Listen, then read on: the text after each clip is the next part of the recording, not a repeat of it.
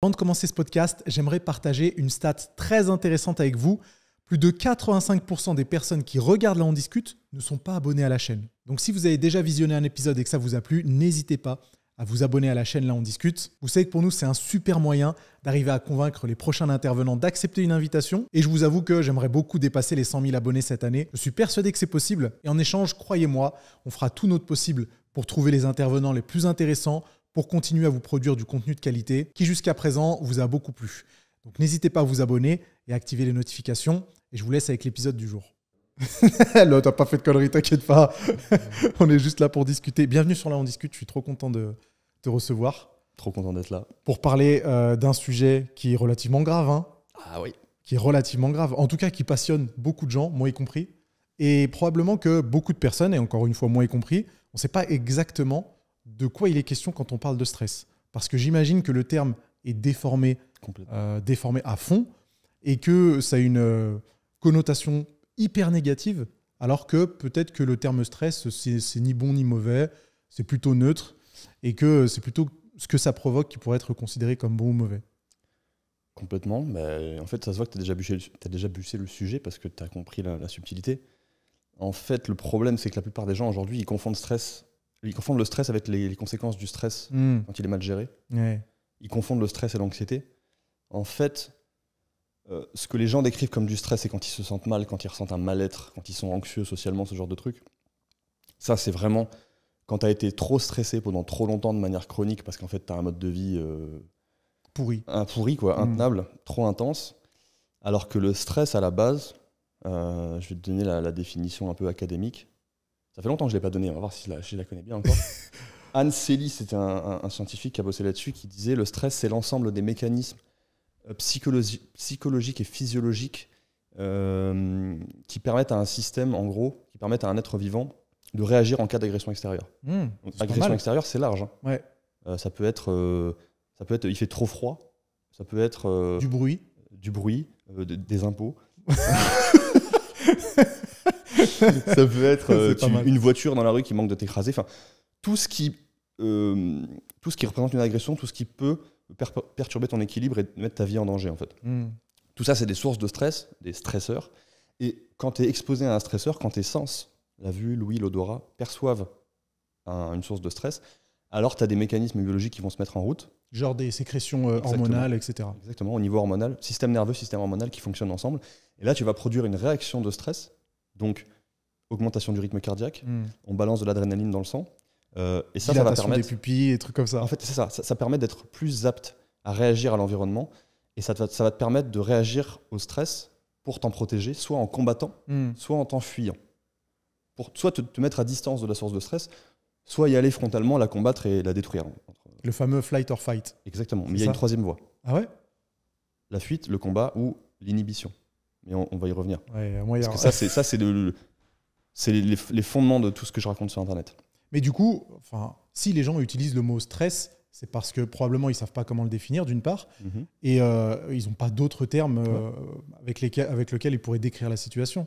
Donc, c'est même pas de la faute des gens, c'est juste qu'ils sont peut-être mal renseignés. Ah, tu as un avis différent? Non, mais j'ai envie de faire le distinguo entre c'est la faute des gens et c'est la responsabilité des gens. Ah oui, c'est la responsabilité des gens. Je pense que tu es un adepte comme moi du concept de responsabilité individuelle. Tu vois. Complètement, ouais. Et en fait, pour moi, ça relève en partie de la responsabilité des gens. Mais oui, on n'a jamais été éduqué à ça. C'est un sujet complexe. D'ailleurs, plus tu es stressé, plus toute ton énergie elle est accaparée par les réactions de survie. Donc moins tu as d'énergie pour réfléchir. Donc plus tu es stressé, moins tu es capable de réfléchir et de comprendre ce que c'est vraiment le stress. J'avais jamais pensé à ça. Mais... Cercle vicieux. Exactement. Et ça doit être chaud d'en sortir en plus. C'est très chaud d'en sortir. Et plus tu vieillis, moins tu es souple cognitivement. Plus tu t'enfermes dans tes routines, dans tes habitudes, dans tes conditionnements, plus c'est difficile d'en sortir et de remettre en question tout ça et de comprendre et d'intégrer des nouvelles informations, d'intégrer du feedback. Tu vois. Ça, je veux dire, des exemples, t'en as plein en tête qui te viennent, c'est sûr. Complètement. Des gens qui campent sur leur position par confort cognitif parce que leur vie est trop stressante. Il y en a plein. Heureusement que tu es là. Hein. Heureusement que Adoméo c'est là. C'est un peu la mission en fin de compte. C'est complètement la mission. D'arriver à clarifier tout ce que ça implique. Ouais. Et aussi d'apporter des solutions pour mieux appréhender ces situations.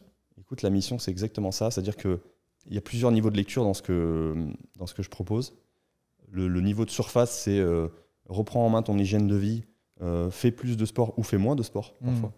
Mange mieux, dors mieux et reprends en main ta santé. Le niveau d'en dessous, c'est fais un travail de fond pour aller mettre les mains dans le cambouis, dans les trucs que tu n'as pas envie de voir, dans les bons vieux traumas d'enfance, pour aller comprendre sur quelle fondation psychologique tu es construit et quel est ton rapport au stress. Et le niveau encore en dessous, ou plus large, j'ai envie de te dire, c'est le niveau métapolitique du truc. Enfin, si je t'apprends à gérer ton stress, je te redonne les capacités à penser par toi-même et à avoir accès à ton propre raisonnement. Parce qu'en fait, je te redonne de l'espace, de la liberté, tu vois ce que je veux dire? Donc ça, je le perçois un peu comme une mission. Ouais. C'est bien, ça fait beaucoup de couches qui sont aussi importantes les unes que les autres. Tout va ensemble. Et tout va ensemble, ouais, complètement. Est-ce que, sans stress, on ne pourrait être ni combatif ni créatif au final?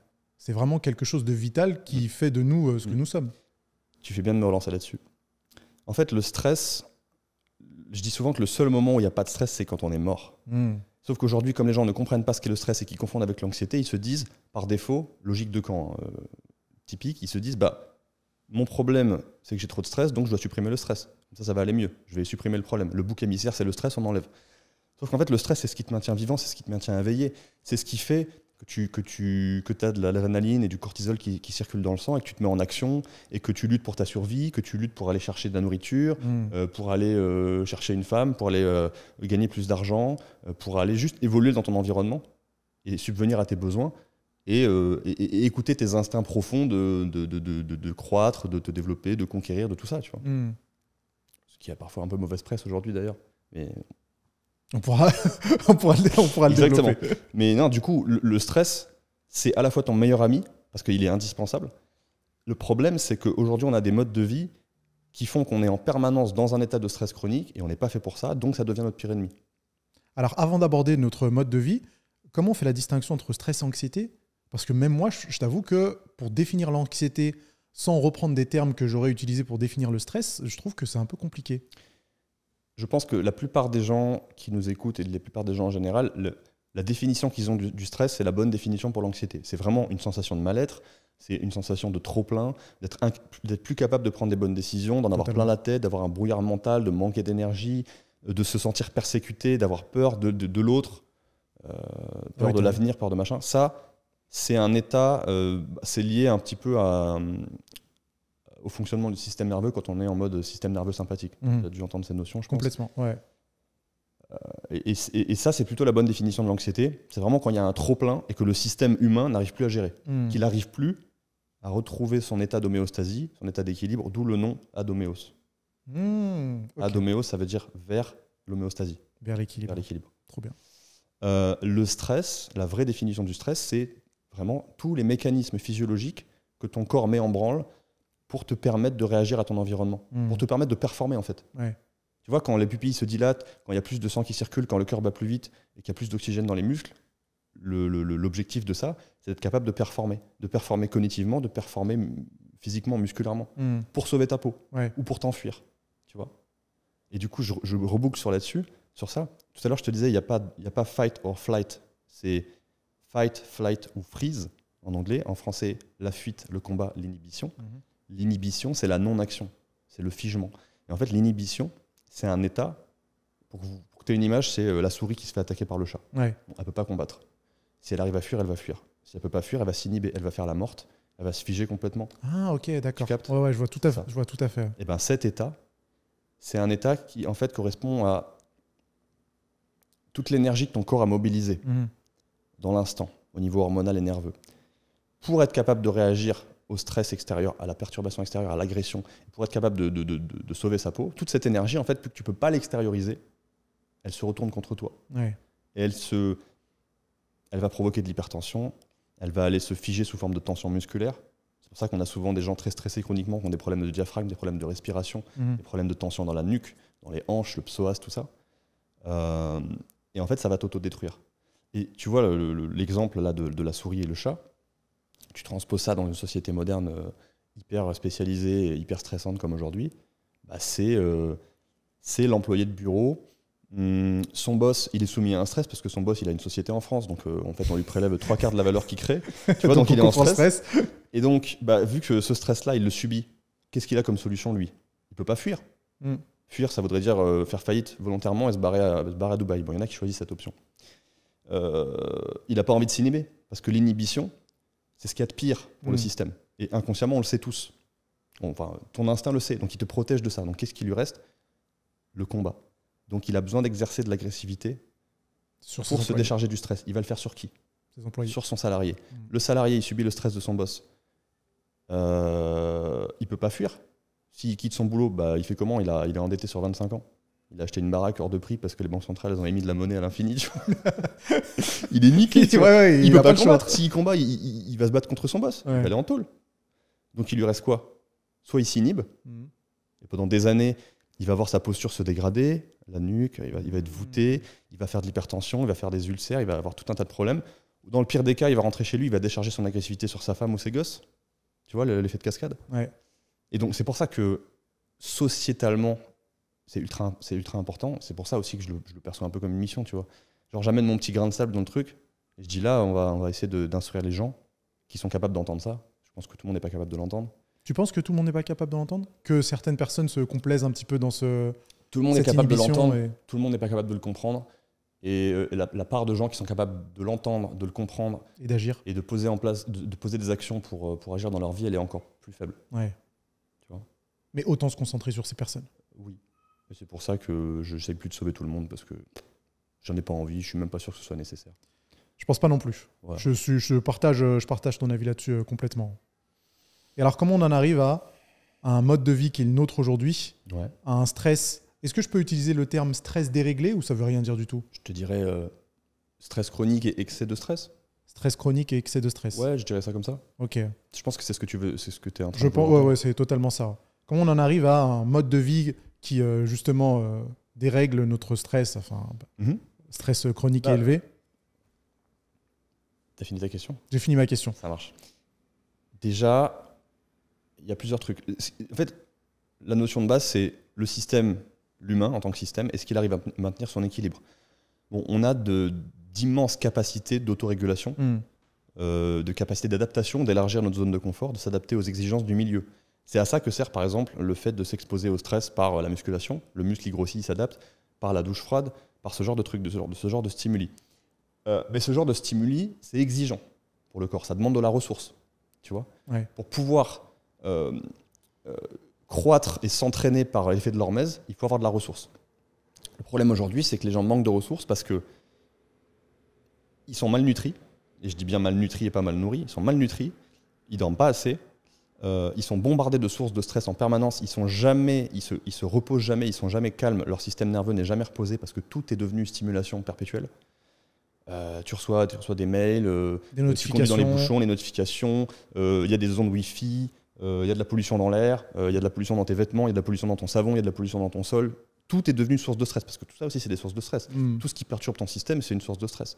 Et même ce qu'on imagine comme étant une activité relaxante ne l'est pas. Scroller sur son téléphone, regarder une série, pas du tout. Parce que ça maintient ton système nerveux en mode très actif, et en plus, ça stimule ton système de la dopamine, donc ça t'épuise cognitivement, ça t'épuise nerveusement, et toutes ces sources de stress se cumulent, plus la pression financière, plus l'avenir, plus on te parle de guerre, on te parle de ci, on te parle de ça, on te met en permanence dans un état de stress. Parce que dans un état de stress chronique, tu baisses la garde. Et donc comme on a tout ça, et que c'est pas du tout adapté à notre système physiologiquement, parce que nous, je veux dire, on a été adapté on a évolué pour être adapté à des milieux où de temps en temps il y avait des pics de stress. Mais le reste du temps, il y avait des moments où tu pouvais un peu te branler les couilles, un peu rien foutre. Ouais. Genre tu mangeais ton gros repas et après tu allais faire la sieste pendant 3 heures et c'était normal. Aujourd'hui tu manges ton gros repas, après tu bois un double expresso parce qu'en fait tu dois répondre à 15 mails. Tu vois. Donc en fait on épuise le système parce qu'on lui en demande trop, donc il y a trop de contraintes, il y a trop de dépenses en termes d'énergie, et en même temps on ne met pas assez d'énergie dans le système parce qu'on est mal nutri, encore une fois, et on s'oxygène mal. Oxygène, c'est aussi important que les nutriments pour produire de l'énergie, tu vois. Mitochondries, ATP, tout ça. Et la distinction entre malnutri et mal nourri? Je parle de micronutriments surtout. Okay. D'où l'importance des compléments alimentaires. Tu vois, moi, je ne suis pas de l'école de ceux qui disent oui, c'est bien, il faut manger bio, petit producteur, et comme ça, tu n'auras pas besoin de manger des pilules. Sauf que quand tu sais qu'une tomate ou une pomme, il y a 10 fois moins de nutriments qu'il y a 50 ans ou un petit peu plus. Non, mais c'est une catastrophe. Donc en fait, faites les deux en fait. Faites Pas chier avec vos logiques de camp, en fait, toujours pareil. Tu vois. Si tu as la chance de pouvoir bien manger, d'avoir accès à des aliments denses en nutriments, c'est bien. Mais en fait, de base, tu as très certainement besoin de compléments alimentaires, surtout si tu vis en Occident. Et en plus, si tu as un mode de vie exigeant parce que tu as envie de te bouger le cul, de produire de la valeur et de faire des choses difficiles, bah, tu demandes encore plus ton système, tu vois. Donc voilà. Est-ce que j'ai répondu à la question? Tu as complètement répondu à la question, mais ça dresse un tableau qui est quand même un peu déprimant. Hein. Alors, est-ce qu'il y a une lueur d'espoir dans tout ça? Oui, il y a une lueur d'espoir parce que la nature s'autorégule à la perfection.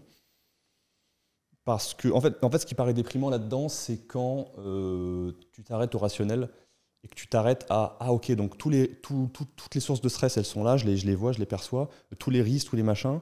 Moi, petit humain, mes possibilités, elles sont limitées, je n'ai pas le contrôle sur tout. Et donc, qu'est-ce qui me reste ?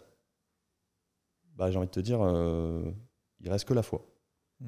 Donc, pour moi, ça, c'est une piste intéressante qu'il faut aborder depuis le bon angle, pas depuis un angle totalement dogmatique avant d'arriver au rationnel. Bien sûr. Juste, tu pars du pré-rationnel, la croyance aveugle, tu arrives au rationnel, bon, là, tu prends conscience de la réalité.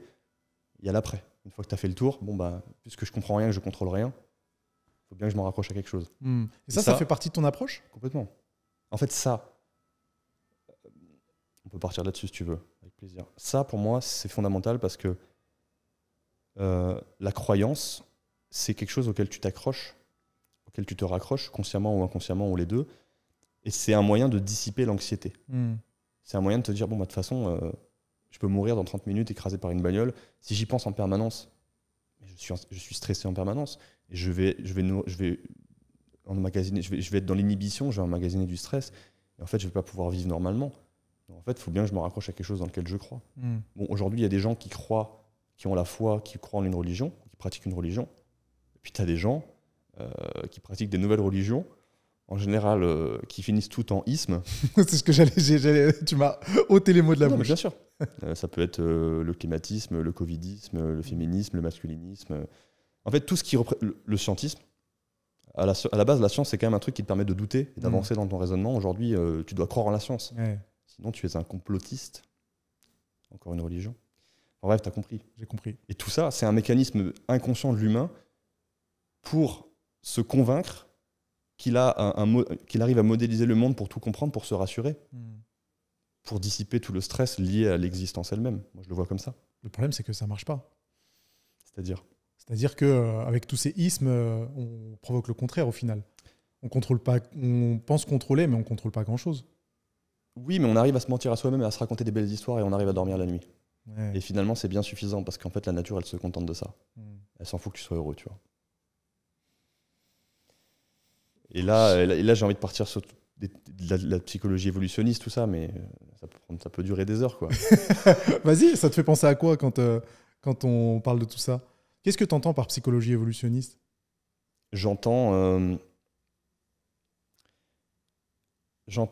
les millions d'années d'évolution de l'espèce humaine qui ont façonné notre psyché, déjà notre apparence physique, totalement, nos aptitudes cognitives et physiques, notre mode de pensée, notre rapport à nous-mêmes, notre rapport aux autres, au groupe, notre rapport au monde, et le fait qu'on est physiologiquement, physiquement et anthropologiquement adapté aux exigences du contexte dans lequel on a évolué, dans lequel nos ancêtres ont évolué. Là, c'est logique. C'est du Delavier, quoi. Delavier parle beaucoup de psychologie évolutionniste. Bon, il en parle bien, même si des fois, c'est Dieu Lavier, quoi. On peut rien remettre en question. Le fameux Dieu Lavier. Mais du coup, tout ça, pour moi, c'est une grille de lecture intéressante parce que ça t'éclaire sur plein de trucs. Ça t'éclaire sur l'origine des religions. Pourquoi telle religion voit le jour dans telle région ? Parce qu'elle est adaptée aux exigences du milieu dans lequel elle a vu le jour. C'est d'une richesse, cette grille de lecture. Moi, je trouve ça fou. Et ça te permet, en fait, ça te permet de te détendre et de lâcher un peu l'obsession du contrôle, de vouloir tout contrôler, de vouloir avoir les bonnes routines dans tout ce que tu fais, de vouloir tout optimiser dans une espèce de recherche de l'efficacité rigide, tu vois. Là, on sent que le développement personnel, comme il existe aujourd'hui, c'est pas ta cam. Hein. Ça a été, jusqu'à ce que j'ai eu l'impression d'avoir fait le tour et de me dire, ok, mais là, je suis dans une espèce de logique de recherche de l'efficacité où j'essaie de me convaincre que ma carte couvre le territoire tout entier, alors qu'en fait, pas du tout. il y a des zones d'incertitude et des zones de flou que je comprendrai jamais. Et donc, je suis obligé d'accepter l'idée que je contrôle pas tout et que la recherche d'efficacité à tout prix, ça coûte trop cher, quoi. Tu penses qu'elle est génératrice de stress, cette recherche d'efficacité à tout prix? Elle est très génératrice de stress. Alors qu'à la base, on nous voit un petit peu l'inverse. Voilà. Développement personnel, c'est pour se sentir mieux, être plus efficace, mais... C'est très, très contre-productif. Et ça crée une espèce de charge mentale monstrueuse qui vient aggraver les problèmes qu'elle prétend régler. Mais le truc, c'est que si ça marche aussi bien, c'est que ça permet de vendre tout et n'importe quoi. C'est une des raisons. Ça séduit beaucoup. Ça séduit beaucoup les gens parce que ça permet de se raccrocher à quelque chose encore. Et ça permet de se raccrocher à l'idée qu'on contrôle tout et qu'on comprend tout et qu'on est maître de son destin et de tout ce qu'on fait, tout ce qu'on devient. Et en même temps, ça permet de vendre plein de trucs. Ça permet de réinventer la roue et de te dire je vends ma méthode miracle, j'ai tout compris, et du coup, en fait, sans ma méthode, tu n'y arriveras à rien. Enfin, c'est de l'évangélisme nouvelle génération, quoi. Alors, comment on fait la distinction entre le développement personnel qui veut que tu puisses maîtriser ton sommeil, maîtriser ta nutrition, maîtriser ta productivité, maîtriser ta vie professionnelle, etc. Et au contraire, la gestion du stress qui passe aussi, dans une certaine mesure, par ces variables-là? Alors oui, j'aime beaucoup cette question. En fait, moi, je suis passé par un peu tout ça. J'ai commencé à m'intéresser à la nutrition quand j'avais 18 ans, quand j'ai commencé à faire du sport. Et aujourd'hui, tu as la trentaine? Je viens d'avoir 31 ans, ouais. Même 16-17 ans à l'époque. Et je voulais... Déjà, j'étais persuadé que j'allais régler tous mes problèmes en comprenant la nutrition. Déjà, j'avais qu'une partie de l'équation. Je manquais de recul. J'ai oublié comment tu as formulé ta question exactement. Est-ce que tu peux me la... Comment fait-on la distinction entre le développement personnel, comme il est vendu aujourd'hui, vente de formation, améliore tous les aspects de ta vie, et la gestion du stress qui passe de toute façon par ces variables? J'imagine. Hein. Je vais faire comme ça alors plutôt. Pour moi, la gestion du stress, évidemment que ça implique une dimension hygiène de vie. Bien sûr. Il y a des fondamentaux. Quand je dis que tout contrôler, avoir des routines calibrées, machin, tout optimisé, c'est une impasse, ça ne veut pas dire qu'il n'y a rien de bon à prendre là-dedans. On ne gagne jamais sur tous les tableaux, et en même temps, il y a toujours du bon à prendre dans n'importe quel modèle. Bien sûr. Moi, de ce modèle-là, après en avoir fait un peu le tour, après avoir passé des années à être complètement taré avec la bouffe, tu vois, vas-y, je mange 0 gluten, 0 lactose, 0 sucre raffiné, et en fait, je deviens tellement insupportable que ça devient nuisible socialement, tu vois. Donc, je gagne sur un tableau, et encore que, et je perds sur un autre. Encore que. Encore que. Aujourd'hui, j'ai gardé les fondamentaux. Je me suis demandé quels sont les fondamentaux de la nutrition. Pour moi, les fondamentaux de la nutrition, aujourd'hui, c'est presque les lois de la thermodynamique. C'est OK, je demande à mon système, je demande tel effort à mon système, au niveau physique, au niveau cognitif. Je dépense de la ressource. Comment aller chercher cette ressource? Il faut que je mange des aliments qui soient denses nutritivement. Il faut que je me repose suffisamment. Il faut que je m'oxygène bien. Il faut que je passe du temps avec des gens que j'aime, avec des relations sociales sincères, parce que c'est indispensable pour se sentir bien, pour produire certains neurotransmetteurs, etc. Et juste, je pose les bases, je fais du Pareto. Tu vois ? J'arrête d'être dans une obsession de chercher la perfection, parce qu'en fait, je vais faire une métaphore bizarre, mais tu vas comprendre où je veux en venir. Quand tu recharges une voiture électrique, pour charger les 80% de batterie, ça va très vite. Pour arriver au 100, ça monte comme ça. Ensuite, ça tend vers 100. Et en fait, dans la santé, c'est pareil pour moi. Tu peux atteindre relativement facilement, sans générer une charge mentale et sans générer un stress supplémentaire, un bon niveau. Mais quand tu veux atteindre la perfection, ça demande énormément d'efforts. Et ça demande énormément de contrôle et beaucoup de minutie, beaucoup de cadre, beaucoup de rigidité. Et moi, je veux surtout pas ça aujourd'hui. Je veux poser les bons efforts de manière efficiente et non pas efficace dans tous les grands domaines. Dans le domaine de l'alimentation, de la nutrition, de l'hydratation, du sommeil, de la mobilité, de l'activité sportive, de la respiration, etc., etc. Et j'ai envie de te dire, comment distinguer ce qui est fondamental de ce qui est accessoire? Pour moi, la clé, c'est l'écoute de soi. Si tu es à l'écoute de toi-même, tu as, j'ai envie de te dire, l'intelligence instinctive de savoir faire la part des choses. Le problème, c'est que la plupart des gens n'ont pas cette capacité parce qu'ils sont coupés d'eux-mêmes. Pourquoi ils sont coupés d'eux-mêmes? La plupart du temps, parce que c'est des petits-enfants brisés et qu'ils n'ont pas fait un travail de fond. Et tout ce dont je viens de te parler avant, c'est le travail de surface pour moi. Le travail de fond, c'est aller mettre les mains dans le cambouis, aller regarder ce qu'il y a à l'intérieur et voir un peu quelles sont les fondations psychologiques sur lesquelles tu t'es bâti et voir où est-ce que tu peux consolider un peu, tu vois. Ouais, totalement. Et ce travail-là, tu peux pas le faire seul. C'est aussi ce que j'allais dire. Tout le monde n'a pas la capacité de s'écouter parce que les signaux sont complètement brouillés à cause du travail en profondeur qui n'a pas été fait, mais qui est difficile à faire aussi, faut pas se le cacher. Très difficile. Ça demande énormément de courage, c'est douloureux, ça demande de la ressource, d'humilité. C'est épuisant. Enfin, quand je dis ça demande de la ressource, c'est épuisant. C'est-à-dire que moi, les gens avec qui je bosse, quand ils sont épuisés, on peut pas faire ce travail parce qu'il va y avoir un réflexe de rejet trop dur. Ouais. Donc il faut déjà faire un travail de surface pour leur redonner de la vitalité et leur donner les moyens de pouvoir assumer ce travail derrière. Il faut faire les choses dans l'ordre, tu vois. Ouais. Et puis après, il y a d'autres considérations et on peut relier ça avec la psychologie évolutionniste parce que j'ai envie de te dire, un homme qui, fort de ses conditionnements, ne reconnaît jamais ses faiblesses, ne montre jamais ses failles, ne montre jamais sa part de féminité et tout le temps un roc à toute épreuve, dans le monde d'aujourd'hui qui est pas très difficile, ça peut devenir contraignant. Dans le monde dans lequel il vient, dans lequel ont vécu ses ancêtres, peut-être que c'était indispensable, tu vois. Sinon tu te faisais défoncer, tu vois. Ouais, je vois tout à fait. Donc il faut contextualiser et il faut contextualiser, quoi, toujours. Tu peux pas dresser de grandes généralités. Totalement, sinon ce serait... C'est compliqué, même si j'adore le faire. C'est vrai? Ah oui. Non mais tu vois, tu dresses des grandes généralités, et après, taillé au couteau, après tu vas dans la finition, quoi. Mais tu sais quoi, je trouve que c'est quand même rassurant de se dire qu'il y a une distinction entre le développement personnel et d'essayer de devenir efficace ou efficient dans tous les aspects, plutôt efficace dans tous les aspects de sa vie, et d'un autre côté de se dire mais non, en fait, je vais pouvoir gérer mon stress avec une approche moins stricte, avec une approche plus naturelle et plus à l'écoute de mon instinct qui fait de moi ce que je suis au final. Puis il y a des périodes aussi, je veux dire, si tu es un mec entre 20 et 30 ans, tu vas avoir besoin... Bon, si tu es un mec entre 20 et 30 ans normalement constitué et qu'en fait tu écoutes ton instinct de survie et tu te laisses pas assommer par la propagande, il est normal que tu sois attiré par le stress, que tu en aies besoin, que ce soit ton carburant, parce qu'il va falloir performer en fait pour t'extraire du lot, pour faire tes preuves, pour bâtir. C'est normal. Et en plus, c'est le moment de ta vie où tu as le plus de ressources. Donc, tu vas pouvoir te permettre d'être un peu dans l'excès de confiance, de faire quelques nuits un peu courtes, de bosser 15 heures par jour. Mais juste, il faut pas se faire piéger par l'excès de confiance. Il faut pas se dire que tu es un super-héros et que ta zone de confort, elle est extensible à l'infini. Ouais. Parce qu'en fait, tu es un mortel. L'erreur qu'on fait souvent entre 20 et 30 ans, malheureusement. On l'a tous fait.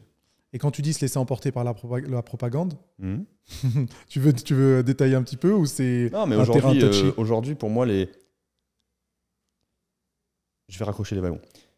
Mon principal mentor, qui est mort aujourd'hui, c'est Henri Laborie. C'était un Français, un chercheur, un chirurgien, un philosophe, un écrivain, un putain de génie.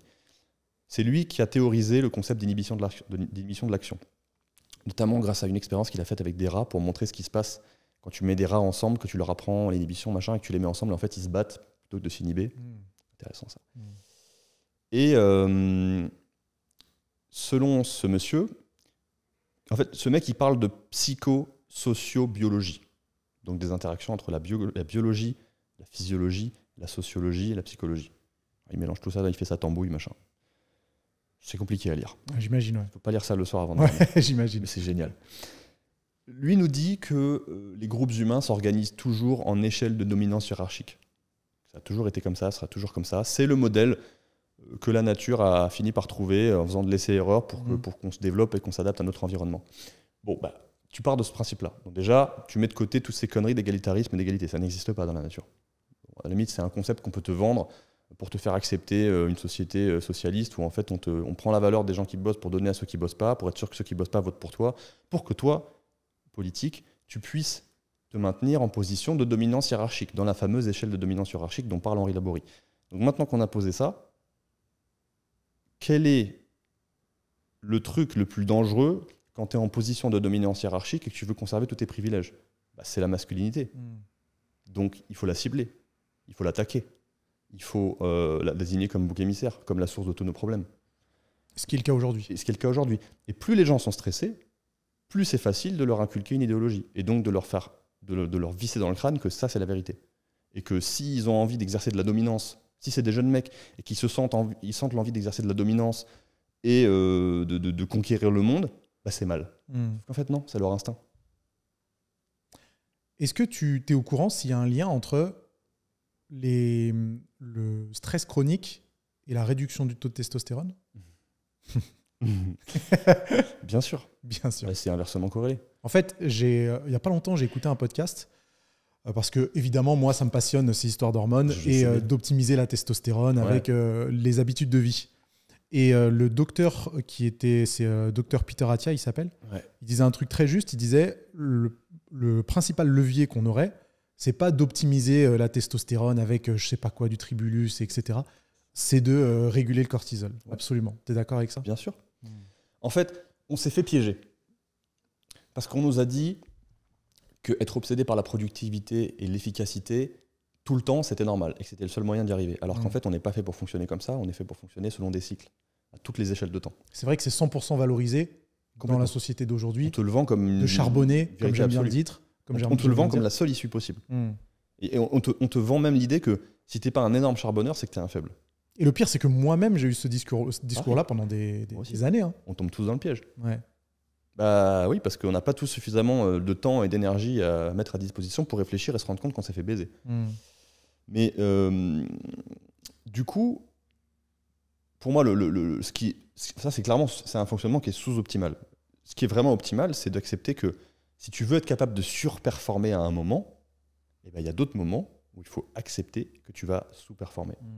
Je prends tout le temps la métaphore de la voiture, même si on est quand même une mécanique un peu plus complexe qu'un moteur à explosion. Quand tu es en voiture, tu as ton compte tour, les tours par minute, machin. Quand tu veux doubler, tu as besoin de surperformer avec ta caisse. Donc, tu montes dans les tours. Mais sauf que quand tu montes dans les tours, la voiture, elle chauffe. Si tu roules pendant 2 heures en sur-régime, il se passe quoi? Ton moteur, il pète. Voilà. C'est le burn-out. Donc, on le sait, tu vois, pour la voiture. Parce qu'on a tout de suite on a des voyants, on a un compte tour. On n'a pas besoin d'apprendre à l'écouter, la voiture. Les meilleurs pilotes savaient écouter le bruit du moteur, tu me diras. Mais bon. Donc, quand on a dépassé, qu'on a été en sur-régime un moment, bah après on calme le jeu, tu vois, on passe en sous-régime, tranquille. Parce qu'en plus, ça consomme du carburant, ça coûte cher. Bah, nous, c'est pareil, tu vois. C'est une bonne métaphore. C'est vrai que ça nous coûte cher, nous aussi. Ça nous coûte très cher. Parce que fonctionner un sur-régime, c'est tirer sur la corde, c'est demander énormément d'efforts à notre système, c'est épuiser dans nos réserves de nutriments, c'est épuiser nos réserves de magnésium, c'est épuiser toute notre énergie qu'on a durement acquise en s'oxygénant bien, en dormant bien, en mangeant bien. Et ça fonctionne pas, c'est pas viable parce que le corps n'est pas fait pour être tout le temps dans un état pour être tout le temps efficace. Surtout que si on n'est pas vigilant, on passe des décennies dans cet état-là au final. Ouais. Certains passent des décennies dans cet état-là. Exactement. Et le piège, c'est que dans cet état-là, on peut passer son temps à ne pas s'écouter, à se fuir en fait. Donc c'est souvent un mode de fonctionnement déjà qui est très addictif et qui attire toujours les mêmes profils. J'en ai fait partie, enfin encore partie aujourd'hui, hein, dans une moindre mesure, mais toujours. Quand tu dis tous les mêmes profils, c'est les jeunes hommes qui ont envie de... Non, pas forcément. C'est lié à l'âge, mais c'est aussi lié à un truc, c'est que, en général, quand on a des fondations psychologiques un peu fragiles, on a du mal à s'écouter, et donc on a une espèce de besoin de se fuir, de ne pas... Parce que se retrouver seul avec soi-même face à son vide intérieur, ça fait flipper. Ouais. Quand est-ce que les hôpitaux psychiatriques ont été pleins et on a dû refuser des gens? Pendant le confinement. Parce qu'on a forcé les gens à se retrouver seuls avec eux-mêmes. Ils n'étaient pas habitués. Non, ça les a terrorisés. Donc on est prêt à faire tout ce qui est en notre pouvoir et à se mentir à soi-même pendant des années pour ne surtout pas regarder notre vide intérieur. Et donc on adopte cette idéologie et ces discours de la surperformance tout le temps parce que c'est très bien accepté socialement. Tu vois, ça permet de se raconter une belle histoire. C'est même valorisé carrément. Très valorisé socialement, donc c'est gratifiant socialement, ça nous fait du bien, et on ne se rend pas compte qu'on se fait du mal. Mais en fait, ça c'est un peu, tu as vu le film Limitless? Ouais. Bon bah c'est ça. T'as l'impression, l'exemple typique c'est diète cétogène, douche froide, jeûne intermittent. Du stress, surperformé. T'as l'impression que tu gagnes 10 points de QI, t'as l'impression que tout va plus vite, tu réfléchis plus vite, tu as plus d'agressivité, tu as plus de confiance en toi, plus d'assurance, tu te sens bien, c'est kiffant. Mais tu deviens accro à ça. Et en fait, tu ne te rends pas compte que tu es en train de rouler en sur-régime. Et au bout de plusieurs années, tu as épuisé ton système hormonal, ton système digestif est épuisé parce que tu n'as plus assez de minéraux en fait, pour produire suffisamment de sucre gastrique, donc en fait, tu digères moins bien. Donc quand tu manges, ça t'épuise encore plus. Donc tu rajoutes, tu augmentes les doses. Tu te dis, putain, mais là, je suis encore fatigué. Quand je mange, ça me plombe. Bah oui, mais le stress, t'as épuisé tous tes systèmes. En plus, le stress, ça a un impact sur la glycémie, ça crée de la résistance à l'insuline, donc tu es encore plus éclaté après avoir mangé des glucides. Et donc tu augmentes les doses toujours plus, et tu vois pas la solution. La solution, c'est de revenir sur les fondamentaux, sur tes conditionnements, ton mode de fonctionnement pour comprendre où est-ce que ça a merdé, quoi. Plutôt qu'au contraire d'essayer d'augmenter les doses, d'augmenter tous les potards et foncer droit dans le mur. Ouais. Et encore une fois, ce qui fait la différence entre ceux qui arrivent à redresser la barre suffisamment tôt et ceux qui s'enfoncent et qui finissent par faire un burn-out, voire 2, voire 3, c'est la capacité d'écoute de soi. C'est est-ce que je suis en capacité de sentir quand je vais trop loin et est-ce que j'ai la capacité de prendre soin de moi? Ou est-ce que je ne sais que me maltraiter? Aujourd'hui, on nous incite à nous maltraiter. Tu vois, on nous incite à nous traiter comme des machines. Mais là, on part dans la psychologie carrément. Bien sûr. D'arriver à se poser la question de se dire est-ce que je me maltraite tout le temps ou alors est-ce que j'arrive à m'écouter? C'est super dur comme introspection. Ça demande de s'écouter. Et quand tu n'as pas appris ça, c'est super dur. Et c'est d'autant plus dur pour les gens qui sont vraiment coupés de leurs sensations. Il y a des gens qui sont plutôt coupés des émotions, d'autres qui sont plutôt coupés du mental, d'autres plutôt coupés des sensations. Moi, je sais que par exemple, je suis très connecté à mes sensations. Donc quand je vais trop loin, je le sens. Et je pense que ça m'a sauvé. Parce qu'au début, quand j'ai commencé le sport, j'avais une approche d'énorme bourrin qui aimait se faire mal. J'adorais ça. No gain qu'on aime bien. J'ai découvert la méthode Lafay très tôt. Méthode Lafay, entraînement poids du corps, avec petit matériel. Oui, ça c'est la surface. Les valeurs de fond de la méthode Lafay, c'est grâce à la méthode Lafay que j'ai découvert Henri Laborie. C'est grâce à la méthode Lafay que j'ai compris l'approche systémique, que j'ai compris la cybernétique, que j'ai compris tout ça. Alors aujourd'hui, pour moi, Lafay, c'est un peu comme de Lavier. Il est devenu un peu trop mégalo et c'est bien dommage. Il s'embrouille avec tout le monde. Mais il y a du bon à prendre. Mais il y a du putain de bon à prendre. Bien sûr. J'aimerais bien voir ces deux-là discuter en podcast. Ils n'en sont jamais capables. Parce qu'ils se détestent. Ah ouais? Je n'étais pas au courant. Je savais que Lafay, il s'embrouillait avec tout le monde. Ils s'envoyaient des pics dans tous les sens. Enfin, c'était ridicule. Ouais. Mais la méthode Lafay a quand même amené un peu de hauteur sur tout ça. Et moi, m'a permis, je pense, d'éviter des sales blessures. Parce qu'à l'époque, je faisais n'importe quoi. Et quand ça faisait mal, je te parle pas de brûlure musculaire. Je te parle de douleur articulaire ou de trucs où normalement ça devrait être un signal, tu vois. Le corps, il t'envoie des signaux.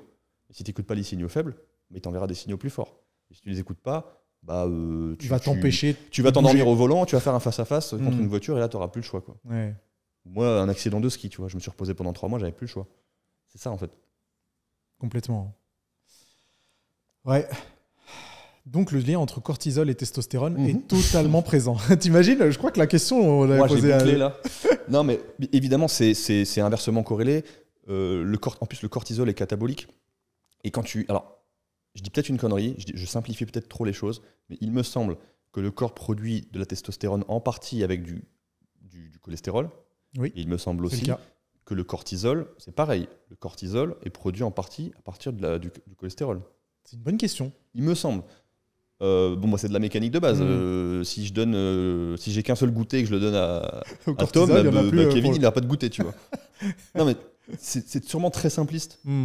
Et c'est pour ça que des fois, je te dis, je pose des narratifs très simples et ensuite j'élabore. Mais bon. Ça nous permet de comprendre plus facilement. Mais clairement, le cortisol est catabolique et le cortisol flingue les niveaux de testo. Et donc, c'est un cercle vicieux qui est terrible. Et une fois que tu es embarqué dedans, pour en sortir, c'est compliqué. Surtout pour les mecs qui font de la muscu. Ouais. Parce qu'ils se disent, vas-y, je veux prendre du volume. Mais du coup, je fais 5-6 séances par semaine. Financièrement, je galère, je dois bosser comme un chien. Puisqu'encore une fois, on me prélève 3/4 de la valeur que je crée, tout impôts et taxes cumulés. J'aime bien répéter ça, me mettre dans la tête des gens. Bref, tout se cumule. Les problèmes de la vie, trouver une copine, machin, rendre fier ses parents. Grosse source de stress. Et à l'arrivée... En fait, tu as cité, désolé de te couper, 2 sources de stress. Trouver une copine, rendre fier ses parents. C'est une galère pour les jeunes hommes. C'est une pression de tous les instants.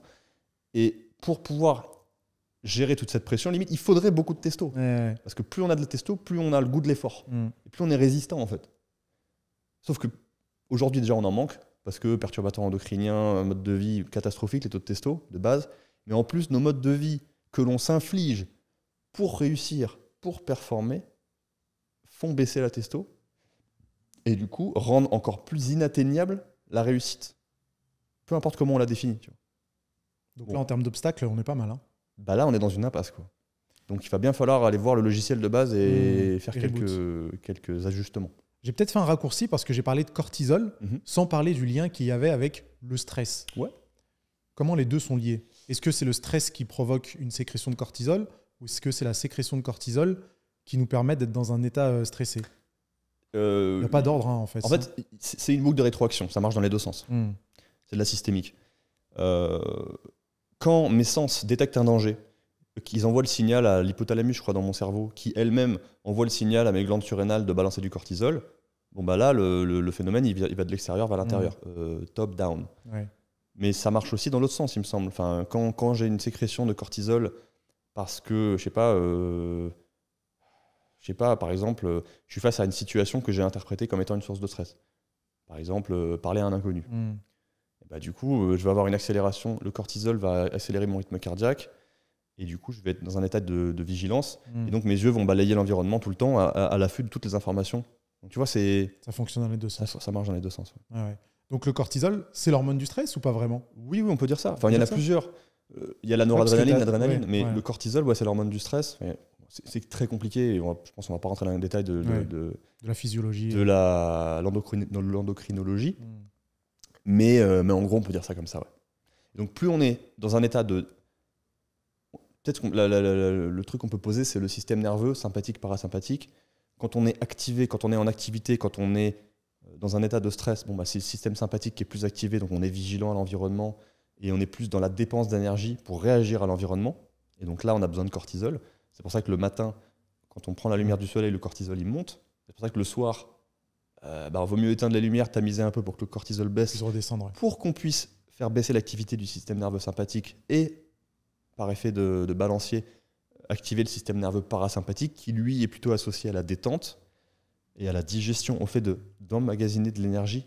Tu vois, enfin, vraiment sympathique. Je remets de l'énergie dans le monde pour performer, pour aller chercher ce que tu veux, de la ressource ou quoi. Et parasympathique, c'est quand tu viens de manger ou quand tu te reposes pour refaire tes réserves, en fait.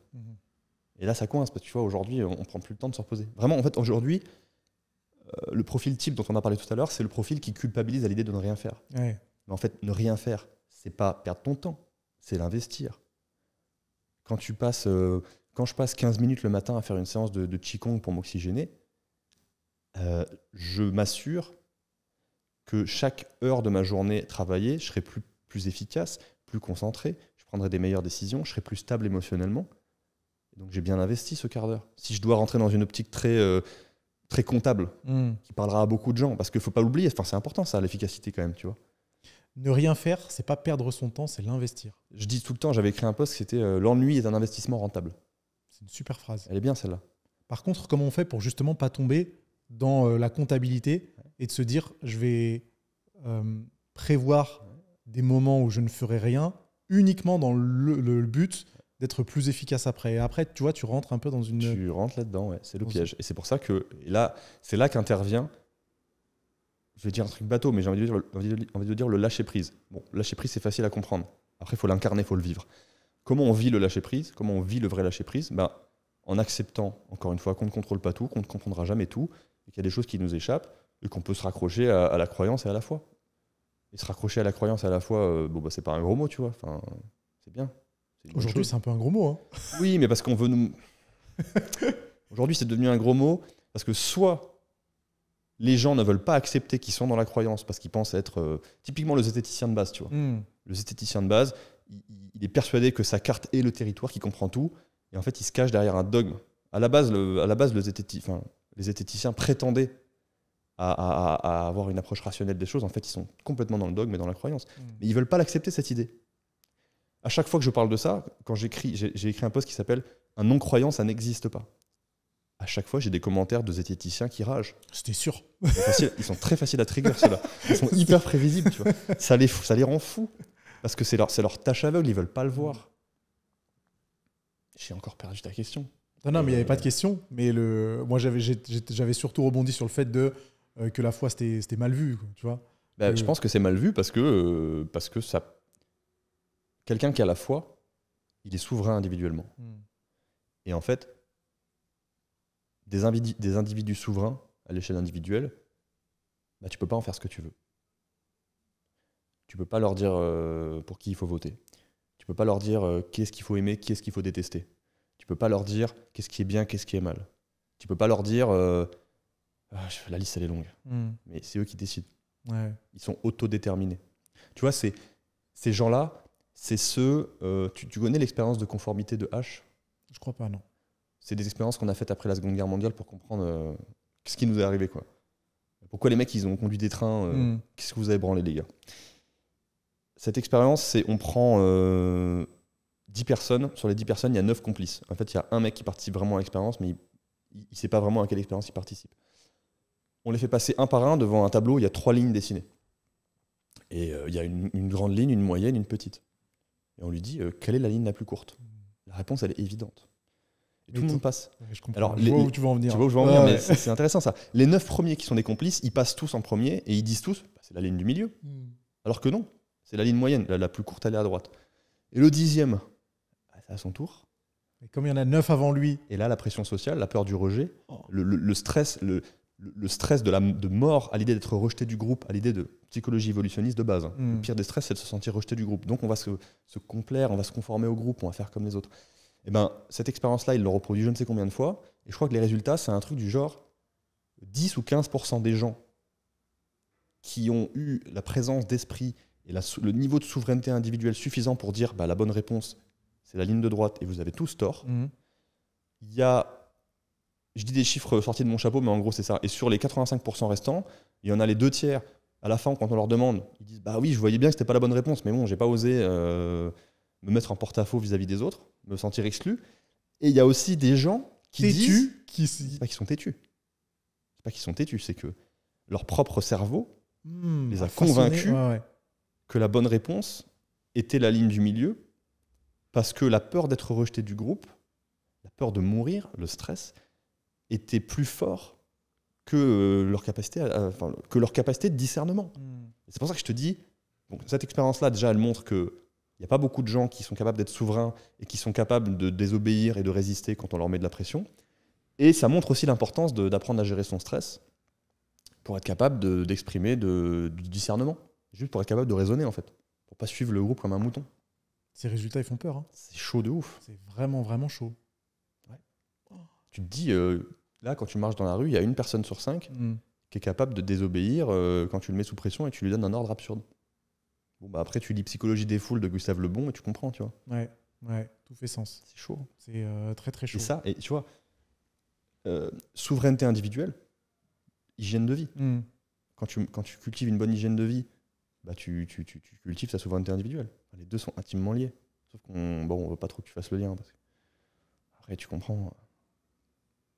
Vas-y, dis ce que tu...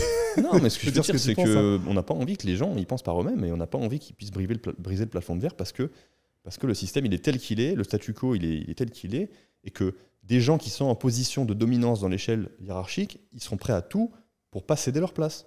Parce que c'est des êtres humains avec un instinct de survie comme nous et qu'ils ont envie d'avoir leurs petits privilèges et que ça leur va très bien. Et j'ai envie de te dire, il n'y a même pas besoin de complot pour ça. Le mot est lâché. Il n'y a pas besoin de ça. Il y a juste besoin de laisser des êtres humains suivre leurs instincts de préservation. Mais selon moi, ça ressemble pas du tout à un complot. Hein. Je sais. C'est totalement évident même. Je dis ça pour tous les gens là qui vont commencer à se dire il est quand même drôlement complotiste cet invité. Je trouve c'est un peu limite. Non, mais c'est la base de l'instinct de survie. Quand tu comprends la psychologie humaine et l'évopsie, psychologie évolutionniste, tu dédramatises tout ça. Tu comprends qu'en fait, complotiste, c'est juste une étiquette qu'on colle sur la tête des gens pour dire bah lui, il faut pas écouter ce qu'il dit parce qu'il est méchant. Bon, bah, on m'a dit que. Bon, bah, je vais pas réfléchir. De toute façon, je suis stressé. Je peux pas réfléchir. Je dois déjà combler mes besoins de base. T'imagines ? On a surtout vu à quel point c'était vrai en 2019 et en 2020. C'était fascinant. J'appelle ça la grande expérience de domestication de masse. D'un point de vue extérieur, c'était à la fois terrifiant et à la fois fascinant. Vraiment. Surtout terrifiant. Surtout terrifiant. Ouais. Surtout terrifiant. Ouais. C'est mon côté mégalomane, sadique qui trouve ça fascinant, mais on a tous ce petit côté en nous. On a tous ce petit côté en nous. Plus ou moins développé. Carrément. Je sais même plus ce que j'ai abordé juste avant ça. C'est bien de diverger un petit peu. Moi, je pars dans tous les sens. Hein. À mon avis, c'était déjà très très clair. On a parlé du cortisol, on a parlé de testostérone, on a parlé de gestion du stress. Ouais. Il y a un peu une idée reçue selon laquelle gérer son stress, c'est reprendre le contrôle. Mais en fait, est-ce que ce ne serait pas l'inverse ? C'est lâcher. C'est lâcher. En fait, en surface, c'est marrant parce que quand je veux vendre à quelqu'un la gestion du stress, je vais lui dire ce qu'il a envie d'entendre. C'est-à-dire reprendre le contrôle ? Exactement. Et les gens qui sont stressés, la solution qui leur apparaît tout de suite, c'est contrôler. Ouais. Et donc, je vais leur dire ce qu'ils ont envie d'entendre, à savoir, on va mettre en place des routines, on va faire ça. Ce dont ils ont besoin, c'est tout l'inverse. Parce qu'en général, les gens qui se vautrent dans le contrôle, dans l'obsession du contrôle, c'est les gens qui ont un problème de stress intrinsèquement, Bien sûr. qui ont un problème de tolérance au stress, qui sont vite submergés par lui. Le meilleur indice chez quelqu'un de sa capacité à bien gérer le stress, à bien l'encaisser, c'est son détachement vis-à-vis des choses, c'est sa capacité à ne pas contrôler et à accepter de ne pas contrôler. Accepter de ne pas contrôler, ça c'est important. Et encore une fois, c'est facile à dire, c'est facile à comprendre là-haut. À appliquer. Le plus difficile, c'est de l'appliquer dans les faits, dans les actes, de l'incarner et de le ressentir vraiment. Et tu sais très bien que si tu leur dis ce dont ils ont besoin, tu les perds directement. Oui, mais une fois qu'ils ont payé, j'en ai rien à foutre. Après, ce qui les intéresse, eux, c'est que le problème soit résolu. Oui. J'imagine que tu grossis un peu le trait de toute façon. Oui, je grossis le trait. Et puis, non, mais volontairement. Après, par exemple, dans la façon dont je communique, dont je fais des vidéos, je dis un peu aux gens ce qu'ils ont envie d'entendre, mais je leur dis aussi ce dont ils ont besoin. Bien sûr. C'est un moyen de faire le tri aussi. Tu vois. Ouais, complètement. Mais la différence, elle est là, je trouve. C'est très difficile. Tu vois, je peux pas vendre à quelqu'un, je vais t'apprendre à gérer ton stress. On va faire quoi? On va rien faire. Au revoir. On va rien faire. Je vais t'apprendre à rien faire. Bah non. Dans le monde dans lequel on vit, où on a mis en avant l'efficacité et l'action et la proactivité, c'est pas entendable. Et encore une fois, je grossis le trait. Bien sûr. On va quand même faire des choses. Mais des fois, on va te dégrossir. J'ai des mecs, ils arrivent, leur journée, c'est un truc de militaire, tu vois. Tranquille. Calmos. Tu vas mourir, en fait, un jour. Tu peux rien y faire. Parce que souvent, bon, c'est là, si on creuse un peu, c'est là qu'on va atterrir, tu vois. Est-ce que, si j'ai bien compris, il y aurait de toute façon une alternance entre des moments où il faut lâcher prise et des moments où, au contraire, on doit maîtriser ce qui se passe? Complètement. Ah oui, oui. Hein. De toute façon, la bonne approche, elle est toujours mixte. C'est toujours stratégie mixte. C'est ce que la nature fait depuis 4 milliards d'années. Hein. Y a des moments où il faut être en contrôle, il faut être discipliné, il faut poser des actions, il faut être en capacité de maîtriser ton environnement pour performer et pour agir. Il faut être proactif. Il y a des moments où il faut relâcher la pression, il faut ne rien faire. Et d'ailleurs, tout à l'heure, tu as parlé de créativité. Ouais. Tu as prononcé ce terme-là. La créativité, c'est quelque chose c'est quelque chose auquel tu as accès quand tu lâches. C'est pas quand tu cherches des idées que tu trouves des idées. C'est quand tu te balades dans la forêt, c'est quand tu es sous la douche et quand tu essaies de dormir le soir. Pourquoi? Parce que dans ces moments-là, ton système nerveux sympathique il se calme, le sympathique il prend la relève, le parasympathique. Ta fréquence neuroélectrique elle baisse et en fait tu élargis un peu la bande passante, on va dire, et l'information passe du subconscient au conscient. Tu as accès à de la vraie créativité, à des vraies idées. Et ben, ces idées-là, tu vas les avoir, elles vont venir à toi dans les moments de non-action, dans les moments de passivité. Et ensuite, dans les moments d'action, de productivité, où tu vas dans le dur, ben là, tu vas pouvoir prendre ces idées et les matérialiser. Bien sûr. Tu peux répéter ce que tu as dit? Système nerveux sympathique, neuroactivité. J'ai parlé de fréquence neuroélectrique. Fréquence neuroélectrique. Bah, tu sais, on entend beaucoup parler de ça dans les milieux très yoga, très relaxation, machin, les ondes gamma, bêta, theta, machin. Bah, et les différentes fréquences en Hertz. C'est la fréquence de fonctionnement de ton cerveau. Plus le niveau de stress est élevé, plus le niveau d'activité mentale est élevé, plus tu es capable de performer, de te concentrer, d'agir, plus ton cerveau, plus la fréquence neuroélectrique est élevée. Et si tu veux atteindre des états méditatifs profonds, bah, il faut descendre. Okay. Tu vois, par exemple, les gens qui font du yoga, je crois que c'est yoga nidra, un yoga très lent, tu fais des pauses très lentes, etc. Bah, des fois, ils arrivent à un niveau de fréquence électrique, je crois qu'ils arrivent en ondes alpha. Et les ondes alpha, c'est une fréquence très lente. Et dans cet état-là, tu es carrément dans un état second. Tu es presque. Les grands méditants qui méditent pendant très longtemps, ils arrivent dans des états presque de dissociation, de sortie de corps, de machin. Bon, et après, il y a les bourrins qui prennent des drogues pour y arriver plus facilement. Ça a un coût.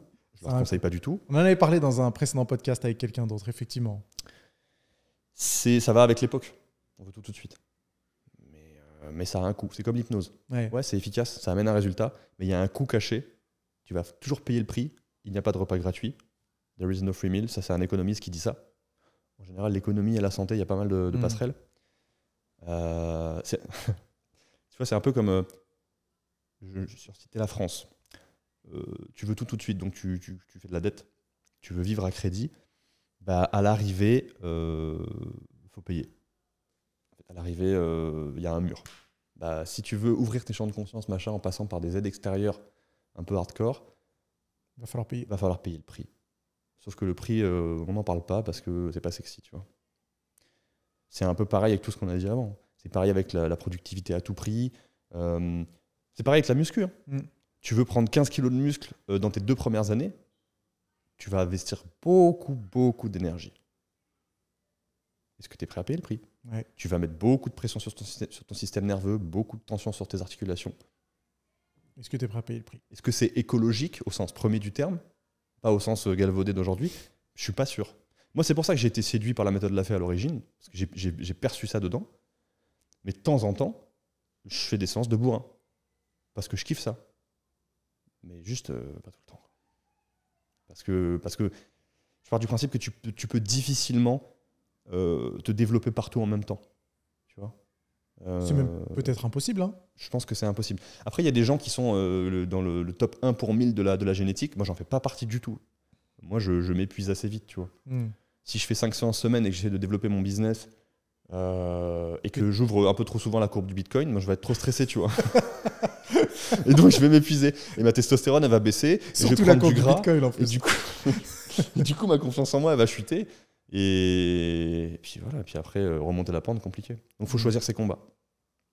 J'ai beaucoup aimé ce que tu as dit sur la créativité, en tout cas. Est-ce que tu penses que la créativité, ça contribue à la gestion du stress? Ou en tout cas, faire des activités créatives contribue à la gestion du stress? Alors, c'est en tout cas quelque chose que j'ai souvent dit. Ouais. Je ne suis pas un expert là-dedans, hein, non, mais clairement. mais ça me paraissait assez évident qu'une activité créative, cuisiner, peindre, dessiner, danser, chanter, j'en sais rien, moi, tu fais ce que tu veux. En fait, c'est ultra intéressant ce genre d'activité parce que c'est le genre d'activité qui te met dans un état méditatif. Ok. Parce que c'est bien beau de vouloir faire de la méditation toujours depuis un espace de recherche de productivité et d'efficacité, de dire je vais faire de la méditation. Je vais penser à rien. C'est impossible. Ridicule. Non, prends du temps pour faire des activités en apparence inutiles, non productives, pendant lesquelles tu vas faire baisser le niveau de stress, tu vas calmer ton système nerveux sympathique, tu vas être là, maintenant, dans l'instant, en train de couper des trucs, en train de dessiner, en train de prendre des photos, en train de sentir l'odeur des pins dans la forêt. Juste quand tu vas être connecté à tes sens, ce moment-là va être un moment où tu vas te reposer, où tu vas recharger tes batteries, et ce ne sera pas du temps perdu, encore une fois, parce que c'est dans ces moments-là que tu vas avoir des idées de génie, et que tu vas pouvoir ouvrir ChatGPT, lui proposer ton idée de génie, et qu'elle va te mâcher le travail, parce que c'est comme ça que ça marche aujourd'hui. C'est comme ça que je fais aussi. Donc, et du coup, bien sûr, ça va te participer à réguler ton stress et à pouvoir performer dans les moments où il va falloir performer, parce que tu auras relâché la pédale d'accélérateur. Vraiment, l'accélérateur, c'est le système sympathique, et le frein, c'est le parasympathique. Si tu freines jamais, bah, tu finis au garage. Ou dans le fossé. Ouais, tu vas droit dans le mur. L'un ou l'autre, c'est clair et net. Ça. Donc oui, clairement. Autorisez-vous des activités dans lesquelles vous pouvez exprimer de la créativité, parce que c'est le meilleur moyen, j'ai envie de dire, c'est le meilleur moyen d'investir votre temps. Mais je vais vendre cette idée en parlant encore d'investir son temps et en parlant en étant dans une espèce de logique comptable. Et une fois que vous l'aurez expérimenté et que vous allez le vivre, là, vous allez le comprendre plus profondément que juste par le mental, quoi. Bien sûr. Tu sais que sur ma petite liste de questions d'axes à explorer, je m'étais rajouté moi-même, ce serait quoi une journée parfaite pour gérer son stress? Mais c'est une mauvaise question parce que ça serait une routine.